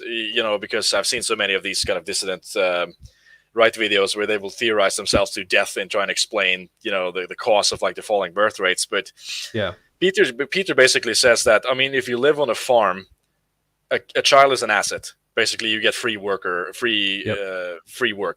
But if you urbanize and you live in a city, like a block or a suburban home, a kid is just liability. You can't really use it for anything productive, so it's just an additional cost. Yep. And having that incentive, it just forces the birth rates downwards into the point where we're now. People have been dunking on him for some time, I think, but the Swedish statistician / economist, what's his name? Hans Rosling. Yes. Basically ranted about this 10 years ago, and people then saw it mostly as like wow, progress, all of these third world nations are going to basically get up to our standards and then drop their birth rates, and overpopulation isn't going to be a problem. But then what you fail to account for is a huge shift in the economy and the economic power of all of these third world nations.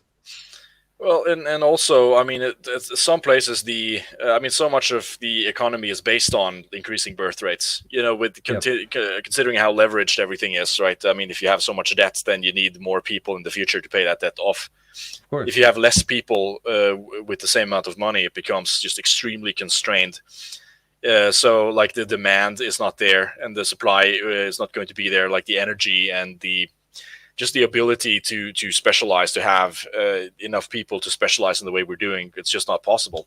Which is like, I need to read, that Hans Rosling book, Factfulness. I know that these kind of Davos people and Bill Gates, like they love this stuff. I have colleagues that love this kind of Rosling, but they seem to not account for the fact that if like birth rates don't stabilize, like they show in the like the sort of Rosling. I don't know if he covers this in the book. Maybe someone in the chat can correct me on that. But, when I've seen this sort of TED talk, he basically says, he shows these sort of boxes and, okay, now we have oh, there's like 40 million people, and here we have 20 million people, and the third world will reach, this amount of millions of people, and then it's going to stabilize after they get education and a first world economy.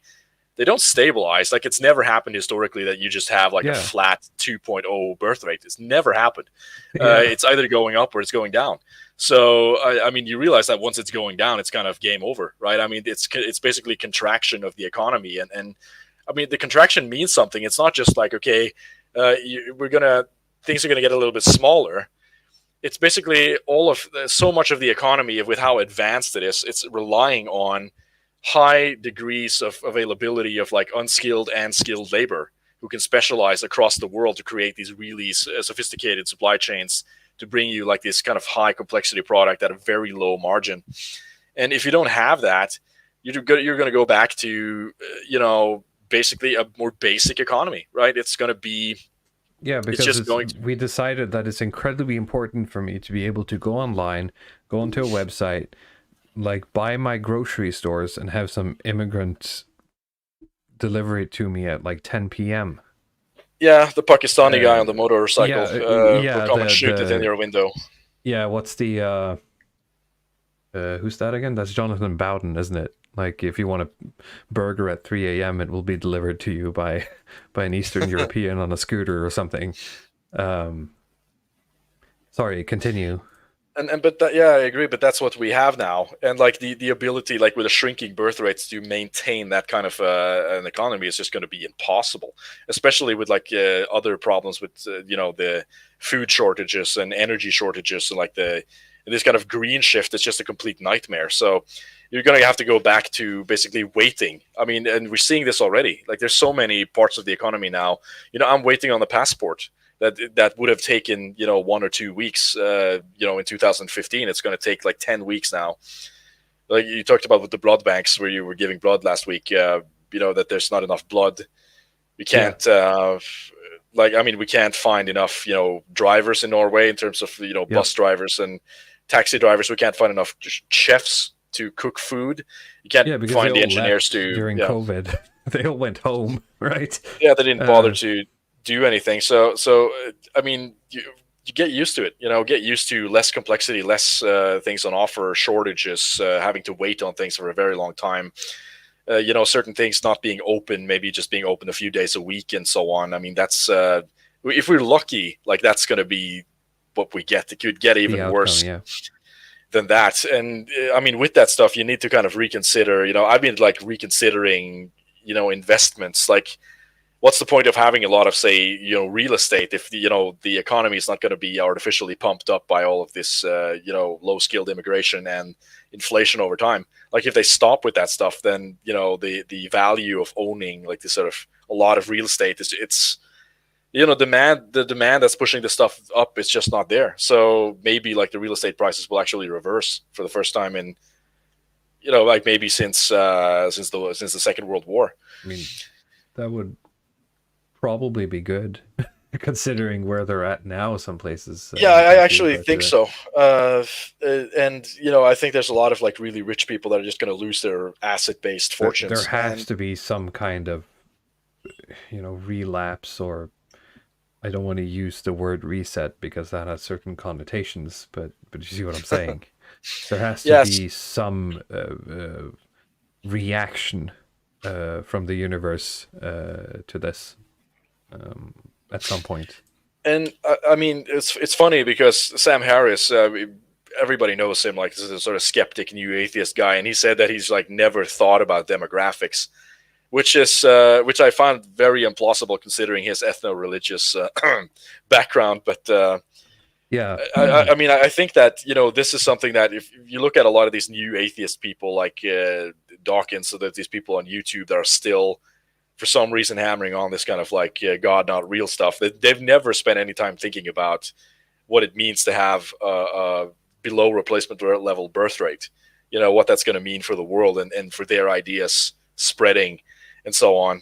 So they're, I mean, for me, this podcast was like a huge white pill, because the gay empire is not going to be able to maintain its hegemony anymore. They just can't do it anymore. So globalism is just not going to be a thing in the same way. Well, do you think, you say the gay specifically, but I would contest that a lot of people pushing for this don't necessarily have an allegiance directly to the gay. They would be able to go wherever the wind blows. And sort of, if China is the new rising power, well then, China. Yeah, the thing is that China WEF goes. I mean, they bring up China in this one, and their demographic problem is actually worse than ours. Like they're potentially, of course. They're also on the brink of basically, I wouldn't say collapse, but at least the shrinking economy. So it's going to be a low energy world, moving up to 2050 or something, but I'll be like 60 years. That's sort of what we have to prepare for. It's like this world full of really old people, like the amount of 60 plus, 65 year plus people. It's going to triple by that time. It's going to be this, that's why I call the stream like Gerontocracy. Yeah, that's basically a word for oligarchy by old people, because that's the world we're going to be living in. It's extremely. It's pretty much we're what already we're living in now. We're already there, but it's gonna get even worse. Yeah, it's right? gonna get more pronounced. Yeah, unless something happens. I mean, which I assume. We can't tell. It is a white pill in the sense that, and we did touch on this before. Things being unstable makes people think, quote unquote, right-wing thoughts, because they're more connected to nature, to survival, to things that are important in life, and not so far removed from reality, and that is going to lead to some form of both economic and cultural reaction at some point. Now, what the outcome of that is going to be, I'm not quite that sure about. I felt that he was maybe a bit too optimistic. Well, I think that, the positive part for us is that with the American empire not being able to enforce its hegemony, then we have to find other solutions to that. And people are going to be more open to quote unquote nationalist solutions. They have to be. We're going to have to do more of this stuff ourselves. And so there's going to be a lot of questions that need answers. And if people like us could be the ones who have those answers, then that's where the opportunity is.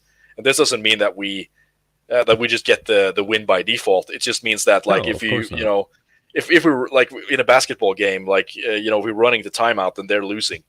Right. Yeah. That's it doesn't mean we're winning, but like they're losing, and the opportunity is going to be there. Like, the gay in like 10, 20 years, it's just going to get continuously weaker and less able to maintain the hegemony. That opens up a lot of opportunities.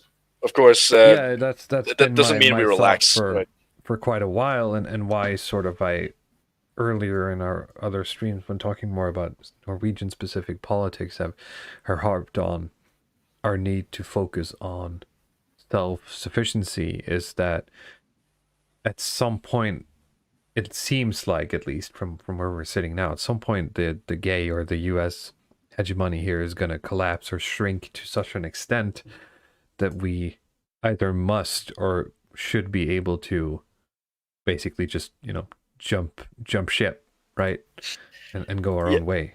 Yeah, I think, like, with the amount of old people, I think the best that we can do is some kind of like low energy nationalist realism, some sort of like Viktor Orban style. We're just gonna have to care for our own and try to do the best with what we can.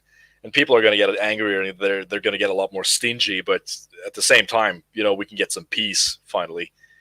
A lot of these, but that's one of the last points I wanted to touch on, because there's a lot of people coping right now because there's so many people who have staked everything on the American empire and its hegemony, and they try to come up with all kinds of copes as to why this isn't going to happen. Like, the old people are going to go out of retirement, or the most persistent cope that I see, and that's one of the reasons I put out the video on my channel, this sort of like transhumanist cope meme, is that I've seen more and more people coming up with this thing that like generalized AI is going to solve this problem. So we don't have to worry about like the demographic decline, because the AI is basically going to take over everything. And And in that way, we can just sort of kind of maintain things the way they are now, which is, I mean, for me, kind of patently absurd. You and I both work as like software developers. I mean, do you have any experience, using machine learning or any type of specialized AI in your job? I have a high level experience with it.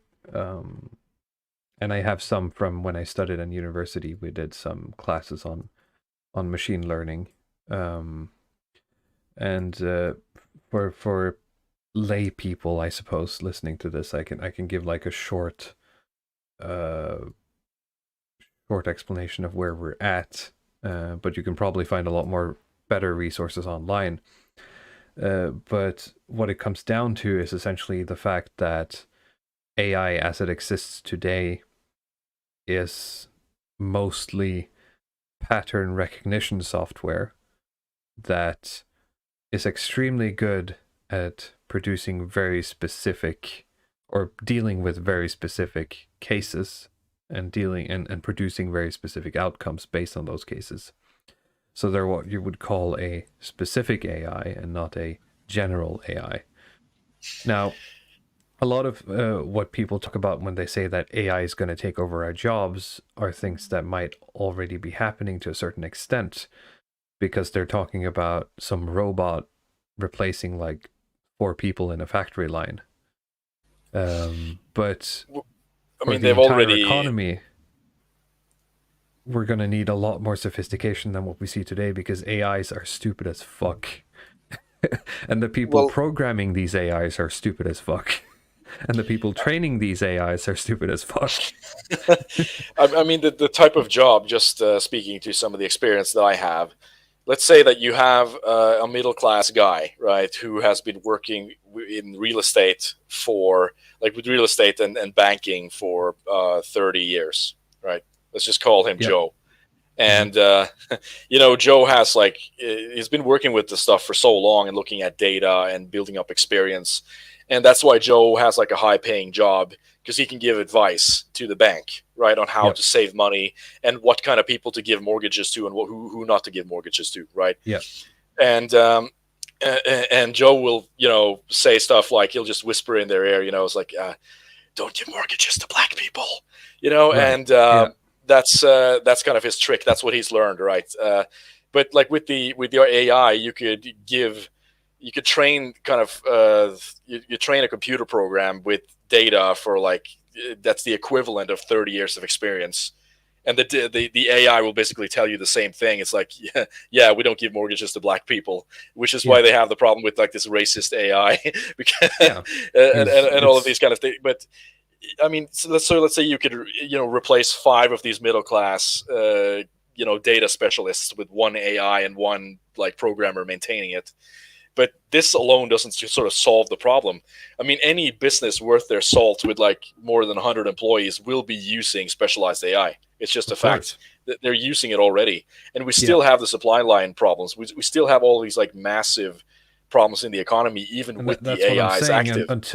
Until we have a generalized AI that can do the work of human labor in general, you're not going to be able to do it. But I mean, inside programming the idea of a general AI, you have to program what it means to be a human. And by the time we get there, we're going to have to run it like the pathway to that is filled with so many more problems and ethical questions and difficulties that getting to that point in the near future is absolutely ridiculous. And people who say, talk about it as if it's going to happen in their lifetime, I'm skeptical, at least. I'm not going to. I have a sort of different kind of problem or critique with this, where I'll just grant the fact that we're able to make a sort of supreme AI ruler, right? There's a computer that can answer every question, right. and it's going to give you the most efficient answer that you could basically.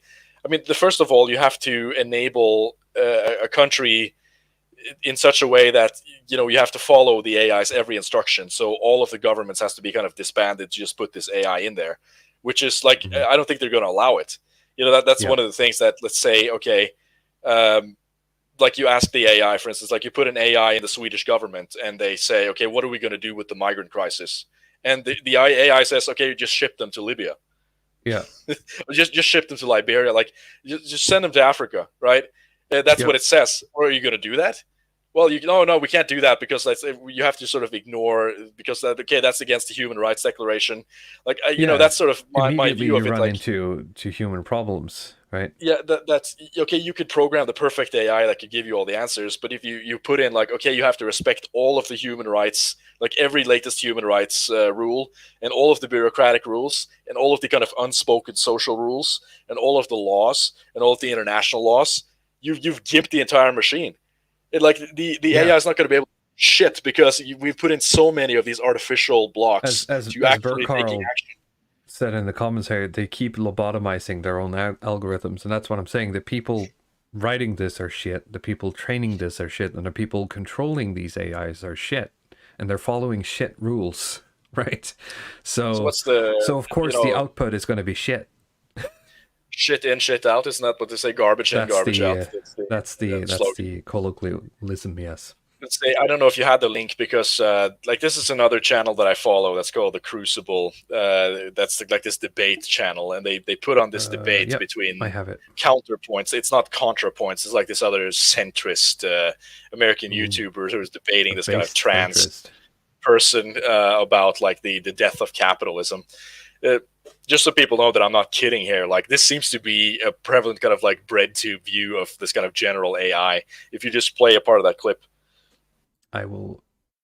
I think it would just be funny for the viewers. We probably should have played it before we we put forward some of these criticisms, so that it doesn't sound like I haven't seen this clip yet, so you're gonna have to bear with me here, Chad. Okay, so now we're into the debate where like the theme, or you could say what's the topic of the debate is capitalism doomed, and they're having like this discussion about. All of the problems, like from this tranny's perspective, it's like all of the, the problem is that we have too many, people in the government who believe in Austrian economics, and because of like Marx's idea of the falling rate of profit. For a second, hang on. Yeah. Okay, I think we're back. Okay, am I back? Did I fall? I think I was here. Okay, good. No, I think it was on my end.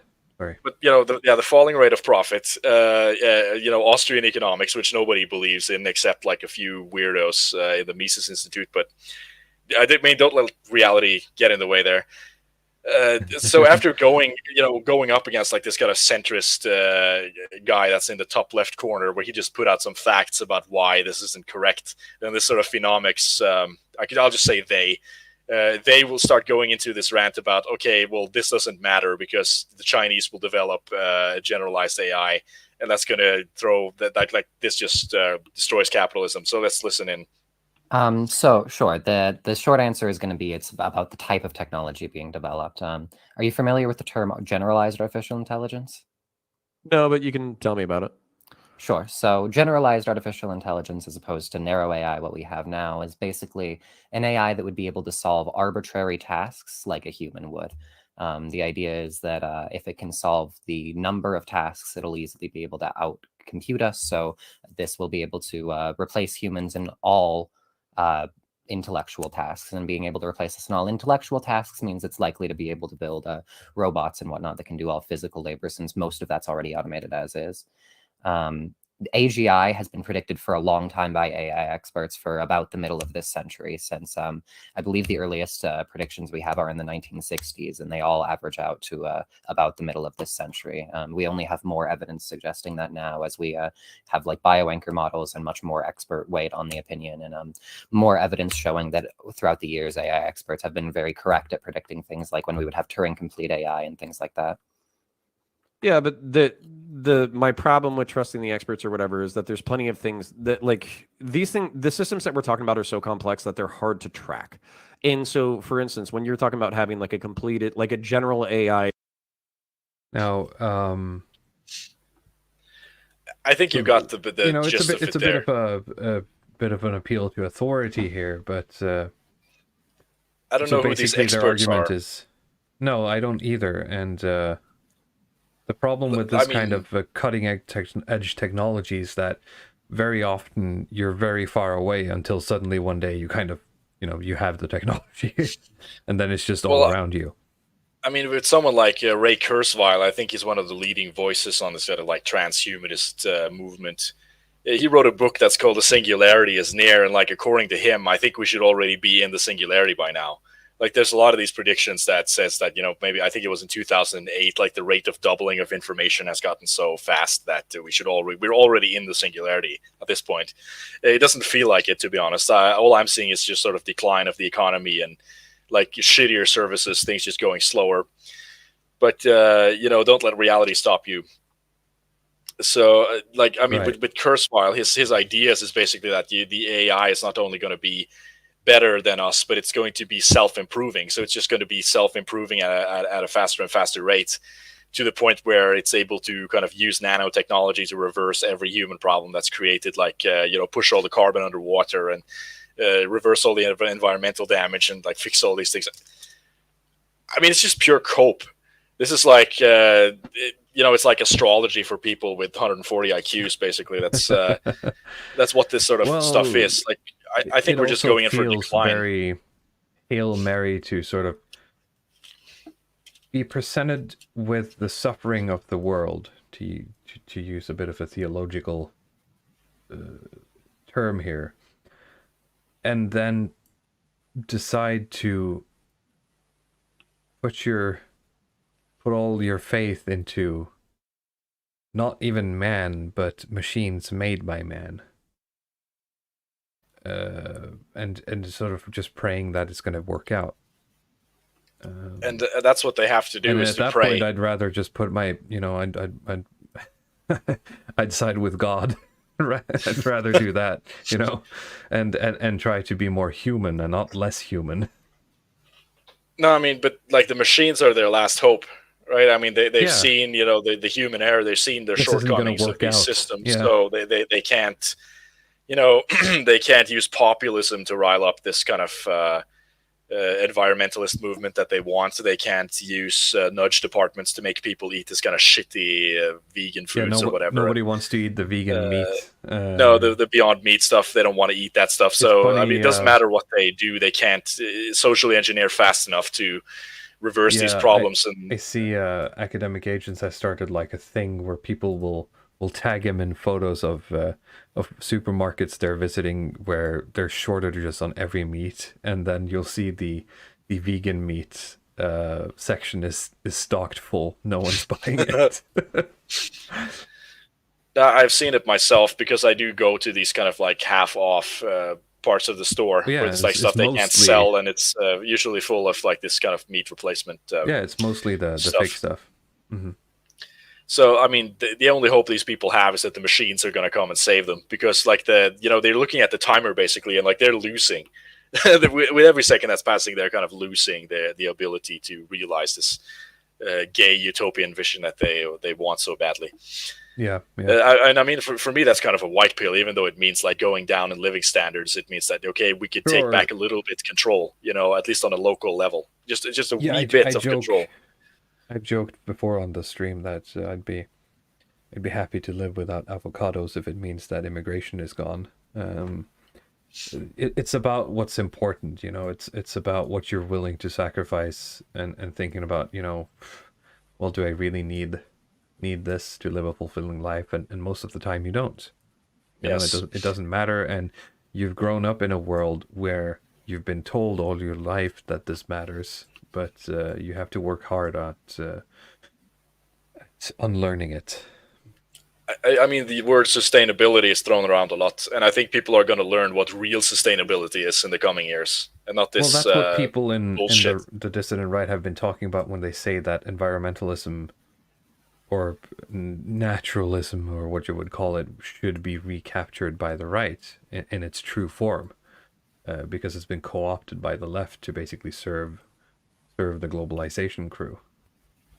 Especially now with this kind of technocratic environmentalism that they use. But in terms of like just nature preservation, I think we could recapture that one pretty simple. Because there's like leftists are not talking about that stuff. They don't want to preserve any natural monuments or sites or anything. It's just about carbon emissions, right? I think Burkarl is it Burkall who might have messaged me about this? But we talked about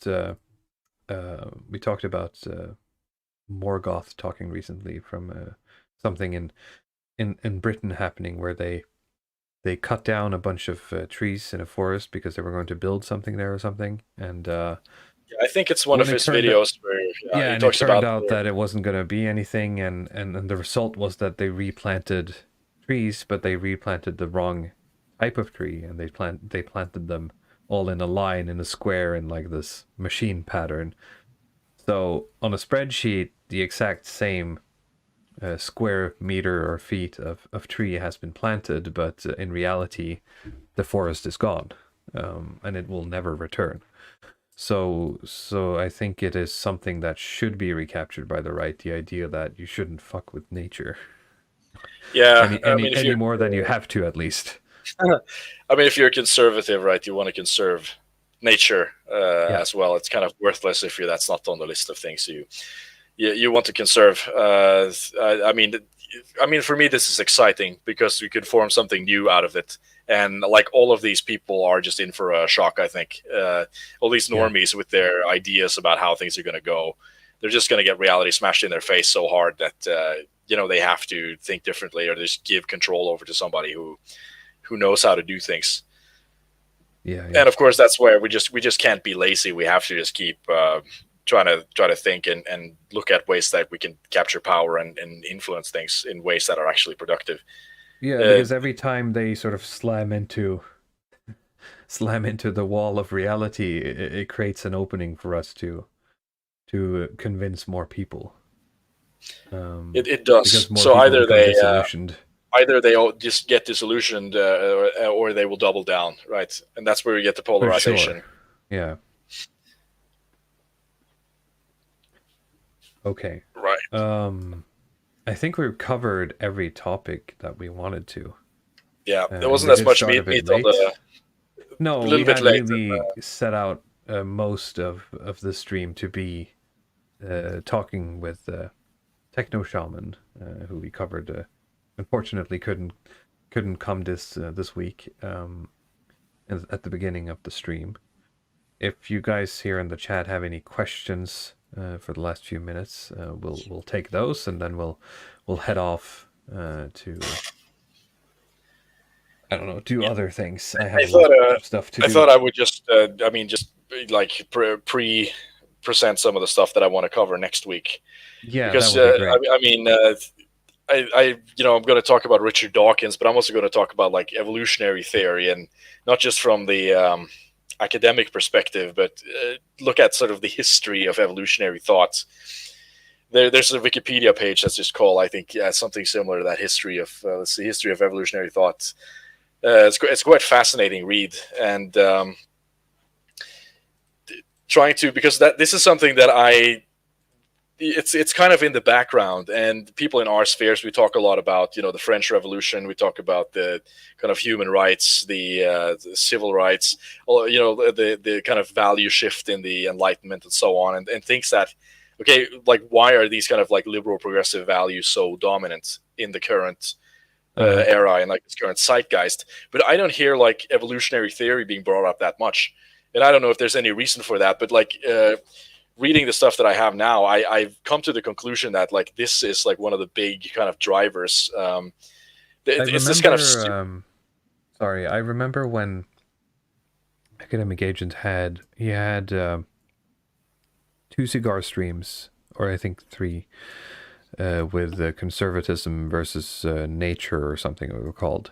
And I remember in one of them, the topic came up, why evolution and evolutionary psychology has sort of been seen as a property of the right, and why the conservative sort of side of politics protect that instinctively, quote unquote. So that would be interesting to look at next week. What are the baggage that you're actually adopting when you're sort of tacitly or implicitly accepting evolutionary psychology? I mean, with the Origin of Species, like the book of Charles Darwin that I think came out in 1859, or if it was 1854. I mean, when that becomes accepted as scientific consensus and it sort of bleeds into these other fields, like let's say with someone like Jordan Peterson, for instance, like with psychology and evolutionary psychology, it's kind of impossible to understand any of what he is trying to communicate if you don't include like this kind of evolutionary framework into it. But like, I mean, previously we've done these streams talking about the Open Society Foundation and Karl Popper, where Karl Popper describes the what he calls like this sort of historicist right-wing worldview, like this pessimist historicism, where you get like this kind of Platonic Christian worldview where you have like a sort of essentialist nature of man and animal and nature that is declining. Basically, it's just like the fall of man in the Garden of Eden, where we went from like this perfect state and we go on a sort of continuous decline, and the best thing we can do is try to arrest the decline and try to reverse the decline to get back to that perfect state. Or it's say, I mean, if you have some even more radical views, like the sort of Evolian kind of Indian pagan idea of these golden ages and the silver ages that just kind of loop with the sort of cyclical history and so on. But with evolutionary theory being mainstreamed and being accepted as like true science, it completely kneecaps that idea. Like all of the politics that come from, this kind of worldview of like the historicist pessimism. That's like the Plato's Republic, or because I think say a country like Iran is a theocratic state that basically I think they're not evolutionists. They basically are completely sort of Islamist, and they reject evolutionary theory, and that's why they're able to have like this kind of theocratic rule. But if you accept the theory of evolution as is, you're either left with a choice between either it's like just a sort of stable state adaptation of the species, or it is progressivism. Like there is a sort of an evolution you towards either have more to start complexity, like right? lobotomizing people, or you got to do what we have today. Yes, so it's impossible then from an evolutionary perspective to say that we're declining from like this higher perfect essentialist state. I mean, biological essentialism becomes impossible.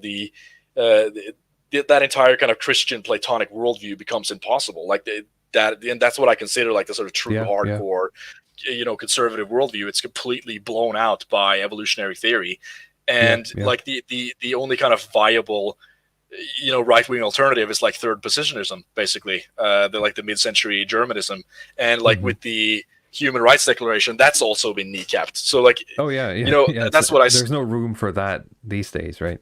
No. So. Well, it's going to be interesting. Thing that we just have to sort of look at, like evolution as this kind of stumbling block, and not just evolution itself, but how evolution is taught currently. Yeah, I was going to say it's not just evolution, but sort of the theory and that is like what's been like the popular academic view, especially among zoologists of evolution. From like the 70s and up, that's been like this kind of individuals, kin selection, gene selection view of evolution. That is basically, it's really kind of, a neoliberal economics superimposed onto evolution, where it's like every man for himself, everything can be explained by game theory. And it's like this super reductive view of it, where, I mean, looking back at it, a lot of what Darwin did was sort of inspired by Adam Smith. I was going to bring up Adam Smith. Yeah. But you beat me to it. So there's always been like this close connection between economics and biology, or sort of evolutionary biology, which means that the way that we understand the natural world's workings is now completely kind of sewn together at the hip with liberal ideology. And I mean, if we're ever going to be able to get power, and we need to be really thorough in like trying to maintain that, there has to be a difference either in just rejecting evolution permanently, or trying to change the way that it is taught by going back to a sort of more group selection view of evolution, or some kind of like multi-level selection, theistic evolution, and so on. But I'm going to save the rest for the let's save the rest for the stream. Let's do it next week. Belrung asks, can we do a show on all the 4 horsemen of the apocalypse? Sam Harris, Daniel Dennett, Christopher Hitchens, as well as the planned Dawkins show. Well, the next one wasn't necessarily specifically a Dawkins episode, but I mean, I'd be down for looking into the other guys as well. Yeah, I can do like separate episodes on each of them. I mean, like with the 4 horsemen, I feel like this is like it is really just like 3 horsemen and one guy that I've never, that nobody's ever heard of. Yeah, you know, it's just like the 4 horsemen of thrash metal. That's like Metallica, Slayer, Megadeth, and Anthrax. Like, what the fuck is Anthrax? Like, you know, Anthrax is like compared Daniel to the other Dennett, guys, you just never heard of until the 4th one. But I mean, all of these, it's been it's sort of interesting development to look at them. I've been looking at Dawkins. He is a quite sort of interesting character to look into, just to look at his worldview and like some of the blind spots in his worldview. Yeah. The same thing with Sam Harris. I mean, for those who are interested, there's this is like a more leftist philosophy channel that's called Cuck Philosophy, but he does this kind of like critiques of some of Sam Harris's books that are just like, it's completely just trashes the moral landscape. That's like the most famous Sam Harris book, which, I mean, I hadn't even read it at that point. I had to sort of look into if what he said about the book was true, but he is an extremely kind of surface level thinker, basically, who is not really interested in engaging with philosophy as a kind of whole, you know, sort of classic philosophy. He doesn't want to engage with stuff that's older than, you know, like the Enlightenment era stuff. And you know, I guess that's the first problem with a lot of these people. I mean, some of them view, you know, year 0, that's basically like Darwin's, you know, Origin of the Species. That's like year 0 for philosophy, and everything before that is just complete crap. And that's kind of like why their ideas are so weird, and they're just so unaware of all of the implications. They're usually also unaware of what's going on in other academic fields. Like with Dawkins, it's like he's just like completely maxed out on this sort of evolutionary deterministic biology stuff, and it would be fun to look into these 4 horsemen, because you know, coming from a cringe middle school atheism background, I did indulge in quite a bit of it. Sorry, yes, I interrupted you there. No, you didn't. But I mean, like, this is a kind of leftism that's, in my view, is a lot stronger than this kind of woke leftism. It's a lot harder for like a layman to argue against the view of a Dawkins or sort of Hitchens, or like this kind of like quasi-progressive secular humanism, than it is to deal with this kind of woke stuff where you can just talk to them and you just ask them like, what is a woman, or something like that, and you just trap them in this kind of logical tailspin. Where with these people, they actually have a lot of arguments in terms of how, both in terms of like framing, you know, appealing to the right authorities, appealing to, you know, direction of history, appealing to logic and so on. Even though like it's, a lot of it is just sort of like a surface veneer of trying to, you know, post hoc justify liberalism in the way that it exists. But even secular, like humanist liberalism is a much stronger political ideology than this kind of, you know, woke progressive garbage that we're dealing with now. It does, because, you know, as you said, it's a retrofit onto what we already had, and everything is to shore up the rickety foundations, right? Yes. I mean, got like, reminded by like metal memes when you mentioned the 4, or is it the big 4? Is that what they call them? Yeah, this is the 4 horsemen of the trash metal. Well, yeah, they call them the 4 horsemen, or the big 4, or something like that. Yeah. Which I mean, this is where I heard about Anthrax, when they talked about the big 4. It's like I had never heard about them until then. Julius Flavius asks, any of you read Conan? Good stuff if you're into fantasy. I want to. I think I have read one book, but it's a newer one because it was written by Robert Jordan, I think. It was one my dad had from like the 80s. So I'm not sure if that's, you read the bad Conan, you know. But I've been thinking for a while about going back and reading Conan stuff. I'll have to check it out, but there's so little time. Let's see here. I think Harris, people are talking about how they too were captured by the siren song of the new atheism. Well, they were like the first out with technology. That's one of the things they need to be applauded for. Like they were some of the first people who come onto the YouTube platform, right? Yeah, that's true. The reason that they were so dominant, and they were able to put out all this footage of them, like bodying all these creationist people. And like, I mean, creationism is something that I need to take a second look at. But the reason I haven't done it is really because I have watched hours and hours and hours of these like creationists getting bodied by these new atheist types to the point where I just if you really want like an image of the transformational nature of the last 10 years, just go to Armored Skeptic's channel. I mean, he started out dunking on like strange creationist stuff back in it was like 2010 or something, and now he does videos about Atlantis. And stuff like that. He's just gone completely into the like, let's just explore every what if and take a this looks like creationist look at the universe, but not religious.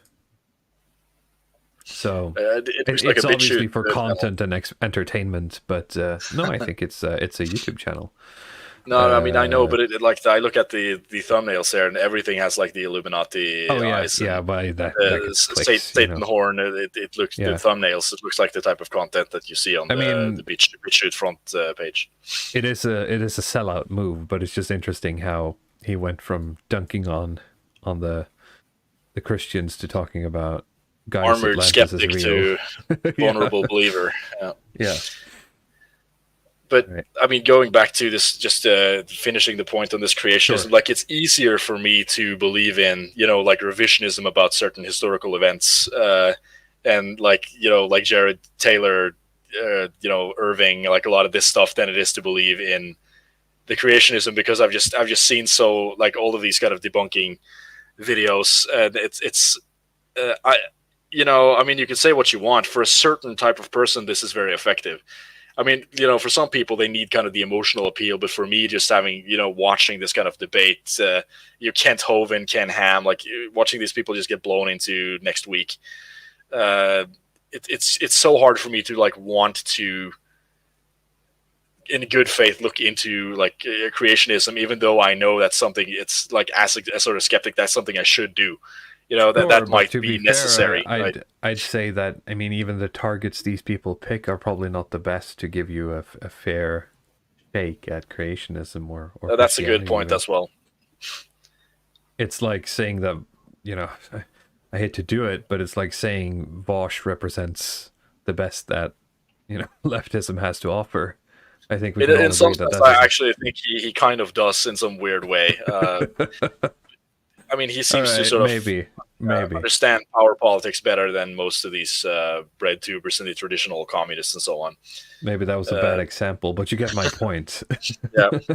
Let's say like Hunter Avalon or something, that would be like the best of that. Sure. Yeah. What was the book thing I sent you from like Big Brain Publishing? God Not Real Because Space is Big. Yeah. Yeah. If God is real, why am I fat? Like yeah. But I mean, like with Dawkins, basically, if God is real, then why genetics? Basically, that's kind of his thing. Yeah. Burkarl has synthesized it all for us. God created the universe with the Big Bang. There you go. Simple as. Simple as.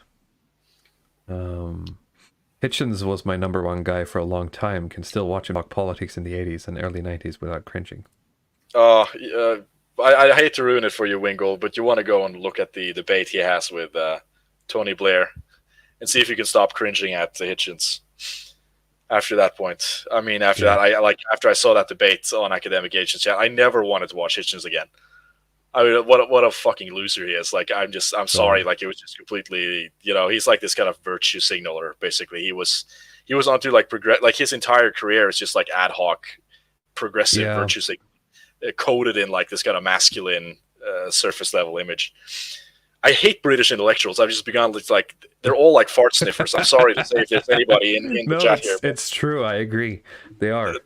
They're like they're like second to like this certain ethno-religious group that we can't name. Like the British, it's like these Anglo intellectuals, like the biggest problem. There's absolutely no humility for sort of the universe or the universal forces, to put it that way. Yeah, they're like better than everybody God, else. if you prefer. Yeah, they're better than every Christian. They're better than Jesus. Like all of them could go unironically, like whether it's like the Four Horsemen or it's Bertrand Russell or something. They'll just write essays about how they're like more moral than Jesus Christ, or how Jesus Christ was like actually a very lame guy or something. Yeah, you did it, guys. You got the Magna Carta. You're the best. You're the best people to ever exist. Yeah. Zero humility, and they just think they know everything. They think they're better than everybody else, and it's so it's so painful to sit and listen to them, and how like popular their ideas have gotten and how influential it's been. I said, alienated every person in the AA sphere from ever coming on our show. No, I'm just joking. No, AA is Iranian. That's true. It's not British. That's true. That's the saving grace. It's the based Iranian genetics. That's what saves him from being complete cringe. Lucky Pants tries to call me out here, I guess, by saying even Roger Scruton. Well, it's more, how do we say this? It's more in the way they represent themselves or present themselves and the way they write, I suppose. I mean, for every one Roger Scruton, you have 1,000 Dawkinses. That's like my impression. That's a good way of putting it. Yeah, that's fair. Yeah. All right. Well, it's getting late, and I'm getting really tired. I think it's time we end the stream. Do you have anything you want to say before we leave, Luddic? Nah, I think we've covered everything. Yeah. So I guess subscribe star plug. I guess we have a subscribe star. Please subscribe and support the show if you enjoy it. Other than that, we will see you next week for evolution, biology, and dunking on Dawkins, I suppose. Yeah, it's going to be fun. Yeah. Burkhardt says here, that's very good to know. Future history streams will not be friendly to the Anglo either. That's very good to hear. Thank you all for joining us tonight. Even though we had to sort of cobble together a bit of a hangout instead of a ordered presentation. And have a good night.